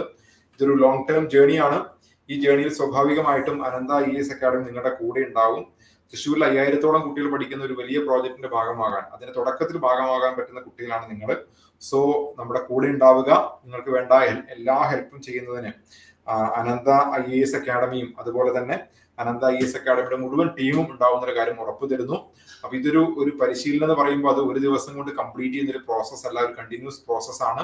അത് പേരൻസ് പ്രത്യേകം മനസ്സിലാക്കണം. ക്ലാസ്സുകൾ അറ്റൻഡ് ചെയ്യണം, എല്ലാ ക്ലാസ്സസും അറ്റൻഡ് ചെയ്യണം. മാക്സിമം ക്ലാസ്സസ് മിസ് ചെയ്യാതെ നോക്കുക. ക്ലാസ്സുകൾ മിസ്സാകുന്നത് അപകടകരമാണ്. കാരണം നിങ്ങൾക്ക് അത് പിന്നീട് ഫോളോ ചെയ്യാൻ ബുദ്ധിമുട്ടാകും. അതുകൊണ്ട് സ്വാഭാവികമായിട്ടും ക്ലാസ്സസ് കൃത്യമായിട്ടും അറ്റൻഡ് ചെയ്ത് പോവുക. ഒരു ക്ലാസ് അറ്റൻഡ് ചെയ്യാൻ പറ്റുന്ന റെക്കോർഡർ സെഷൻസ് വാങ്ങിയിട്ട് അത് അറ്റൻഡ് ചെയ്യുക. അപ്പൊ ആ രീതിയിലുള്ള ശീലം മക്കളിൽ ഉണ്ടാക്കിയെടുക്കാൻ പേരൻസിന്റെ ഭാഗത്തിന്റെ സപ്പോർട്ട് ഉണ്ടാവുക.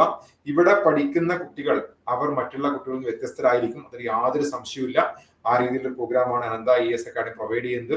സോ ഈ ഓറിയന്റേഷൻ സെഷനിൽ പങ്കെടുത്ത എല്ലാ മക്കളോടും എല്ലാ രക്ഷകർത്താക്കളോടും ഈ പ്രൊജക്ടിന് വേണ്ടി അഹോരാത്രം പ്രയത്നിച്ച പഞ്ചായത്ത്, ജില്ലാ പഞ്ചായത്ത്, എസ്പെഷ്യലി ജില്ലാ പഞ്ചായത്തിന്റെ പ്രസിഡന്റ് ആയിട്ടുള്ള VS പ്രിൻസേട്ടൻ ഉൾപ്പെടെയുള്ള ആൾക്കാർ, അനന്തയുടെ സ്റ്റാഫ്, അനന്തയുടെ സെന്റർ ഹെഡ്മാര്, അങ്ങനെയുള്ള ഒരുപാട് ആൾക്കാർ, ഞാൻ വിട്ടുപോയവരുണ്ടാവാം. അങ്ങനെ പലരുടെയും ഒരു പ്രയത്നത്തിന്റെ